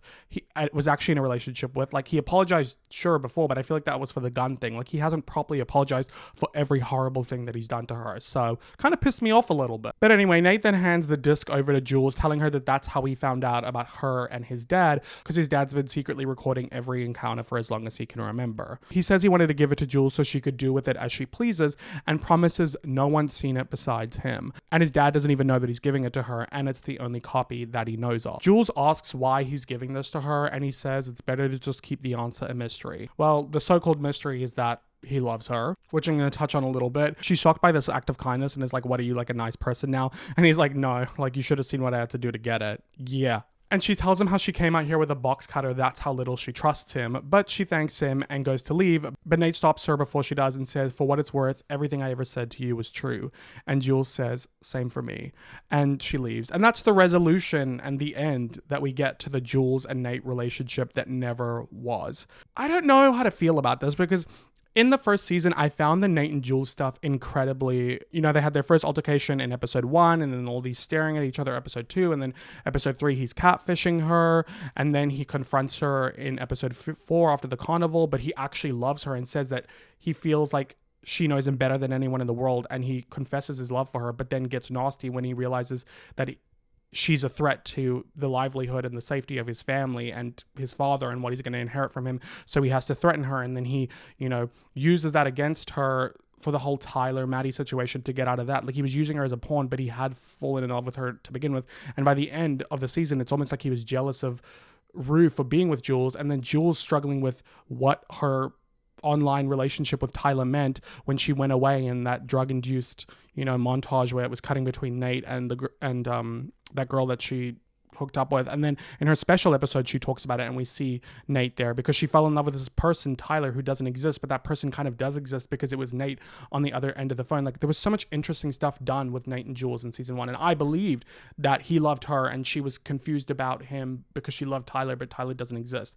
But he made Tyler up. But this season, it's like they have not interacted the entire season. We haven't gotten any Nate and Jules. So as much as I appreciate the scene for wrapping up the Nate and Jules storyline, it just, once again, doesn't feel earned. There's just so much this season that doesn't feel earned because I feel like you don't spread enough of the screen time amongst the cast. I felt like last season, while yes, Rue was the main character, it felt like an ensemble. Whereas like this season, it just feels like the Rue and Cassie show.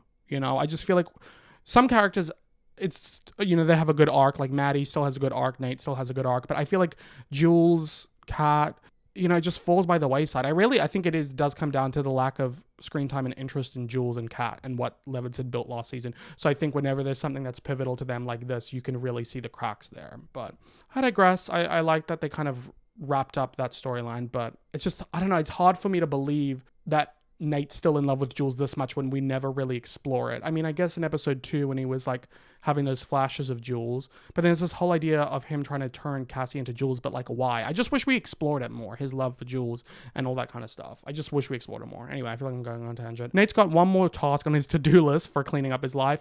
He calls Cassie, telling her to pack a suitcase because she's going to come and live with him now, and he loves her. So the next best thing for him after not having Jules is turning Cassie into her. She's obviously ecstatic that he's giving her what she wants, loving her, choosing her. Choose me, love me. And she doesn't want to be home either because she's constantly facing judgment from her mother and sister. So she walks down the stairs with her suitcase and goes to leave after giving her mom a long look before she does. And her mom, looks really sad and just sits there and doesn't do anything. It's really sad. I mean, this is kind of Susie's parenting approach, as she lets her children make their mistakes and it's just there for them when she needs them.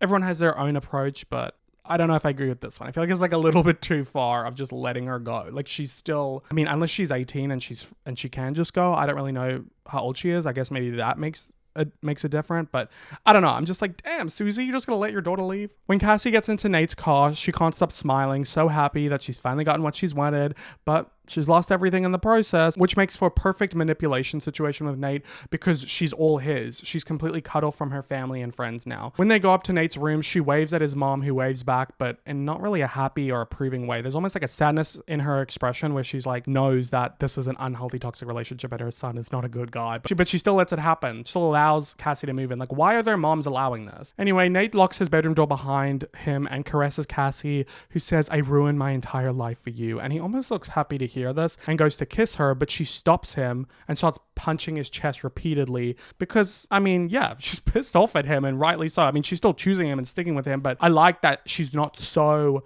passive and going along with everything. I like that she is getting this out a little bit, even though it's still fucked up. So he kisses her, calming her down, and holds her. And yeah, here they are, trapped in this toxic relationship. I know a lot of people hate on Cassie, and there's a Sydney Sweeney aspect to that, but also, a lot of people don't like cheating, rightfully. So she makes a lot of horrible decisions, but it's sad that all of her messy, youthful decisions have led to her being stuck with this toxic relationship and losing everyone in her life. I don't know. There's just a real sadness to this. Like, she just feels like she has no other options than to be with Nate because the alternative is being at home where everyone's judging her. We then get a final montage for the episode watching the aftermath of the Jacobs family's wrath. We see Jules watching the tape in shocked that this is recorded against her will. Lexi waking up to see that her sister is gone. Maddy crying after being traumatized by Nate. Just crazy how the two Jacobs men have negatively affected so many. I mean, in a way, they affected Fez and Ash too, because Ash would have never ended up killing Mouse if it wasn't for the raid. Like,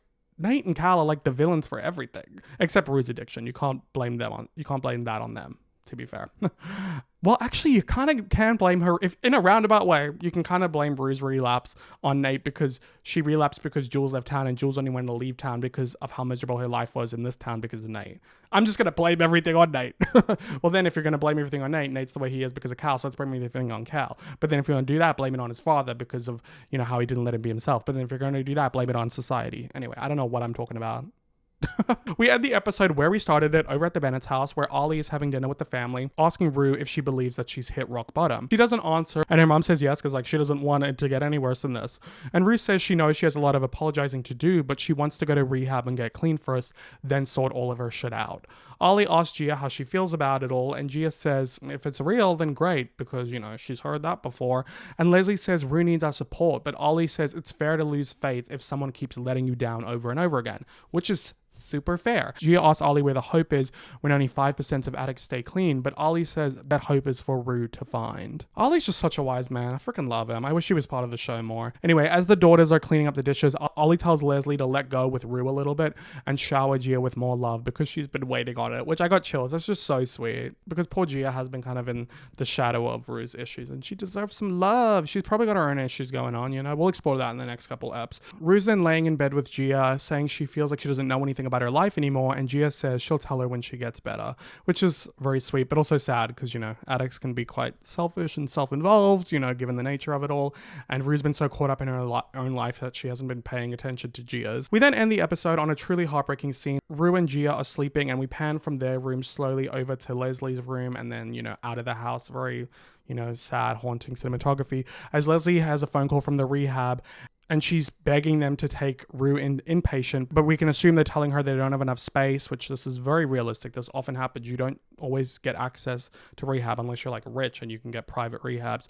And Leslie's begging them on the phone saying, please, my daughter's gonna, K-word herself. I don't know if I could say that on YouTube. She's gonna end her life. Please, please, please. She's crying, sobbing, and that's where we end the episode. It's a very somber way, not everything is hopeful, and I think it's the reality to show that, starting with the hopefulness in the beginning of the episode of, Rue being motivated to be sober and dealing with the withdrawals, and then ending it with not knowing can she stay sober because she's not going to be able to go to rehab. I don't know. I think it was a great decision to do that. But yeah, that's the end of episode 6. Overall, a good episode. I do like it. I just feel like when you're actually watching it, it just feels kind of a little more slow paced. It just feels like, okay, we're kind of meandering a little bit. I feel like the meandering comes from, honestly, I think the opening monologue and everything like that, as much as I love it, feels a little bit too long in certain points, like when we're holding on Rue a lot, when she's just staring at the Jolly Rancher. And then the Marsha-Nate conversation just feels like it goes on a bit too long, or is at least not as dynamic, because in the middle of the episode, we're cutting back and forth between the Howard's house and the Jacobs house, but I feel like at the Howard's house, it's a lot more dynamic, because we're in different parts of the house, we're doing different things, whereas Nate and Marsha's just sitting there. Is this making me sound like I have a bad attention span? Because I swear I don't. I'm just looking for critiques here. But I just think it's not a standout episode. That's all. But I mean, that's where we're ending this episode. I feel like we kind of got a good variation where I had a ton of critiques for episode 4 where there was a lot of style over substance, but it also had some of my most favorite Euphoria scenes. So it was really a mixed bag. There's some hilarious, great stuff. And then we have episode 5, which is the best episode of Euphoria, my favorite episode of Euphoria, fully focusing on the substance, not really catering to the style as much, except for the chase scene, which is so well done. And then you get all those raw fights and intervention, and that you get the iconic Cassie Nate explosion reveal with Maddy. That was great. And then here's episode 6, which, like I said, just kind of, dealing with the aftermath. But that's where we're going to leave it here in this video. In the next video, which will be my final video for the rise and fall of Euphoria series here, because I've already covered season 3. If you haven't checked that out, all of that will be linked down below. I know I'm doing things a bit out of order, but I honestly think the show should have ended with season 2, so I think it's fitting that we're going to be ending this series with the 2-part finale, which is structured around Lexi's play. So we're going to be covering that in my next Euphoria video. I'm very excited to do that, and kind of excited to wrap this series up, because I've never actually, oh no, that's not true. I have finished certain series, but I've never finished a big series like this. I'm still doing my Vampire Diaries series. I still need to finish my Scream Queen series. The Kardashian series will never end, because that show's never going to end. I don't even know if I'm doing that anymore, if I'm honest. I mean, I'm still reacting to Keeping Up with the Kardashians on my Patreon, because that's a lot of fun. Speaking of my Patreon, you can get the extended versions of these videos over there, because I put a lot more of the clips from the show and the behind the scenes and just more of my commentary. So you can check that down below. And if you're anxious and if you're excited for the next episodes and you want to see them early, that's over on my Patreon too. Membership starting at $2 USD a month really helps support me and my channel. Make sure if you're going to sign up though that you do it on like a website, not through the Apple app, because they add extra charges, but then you can still use the app once you're signed up. But yeah, thank you so much for watching this video, guys. I hope you enjoyed it. If you did, give it a thumbs up, comment down below any thoughts you have, subscribe, and turn on the post notifications bell so you don't miss another video from me. If you want to see what I'm doing in between videos, you can go ahead and check out my social media, which is just linked down below. But yeah, I'm very grateful that you guys are here watching these videos, supporting me, sharing, hyping, liking, commenting, all the engagement, because oh my god, these videos take so long and are very draining. I'm very burnt out. So I'm going to start trying to do shorter videos in between. But anyway, I'm just yapping for the sake of yapping. But thank you for watching. I love and appreciate you all. I hope that you have an amazing day or night wherever you are in the world. And I will see you in my next video. Bye.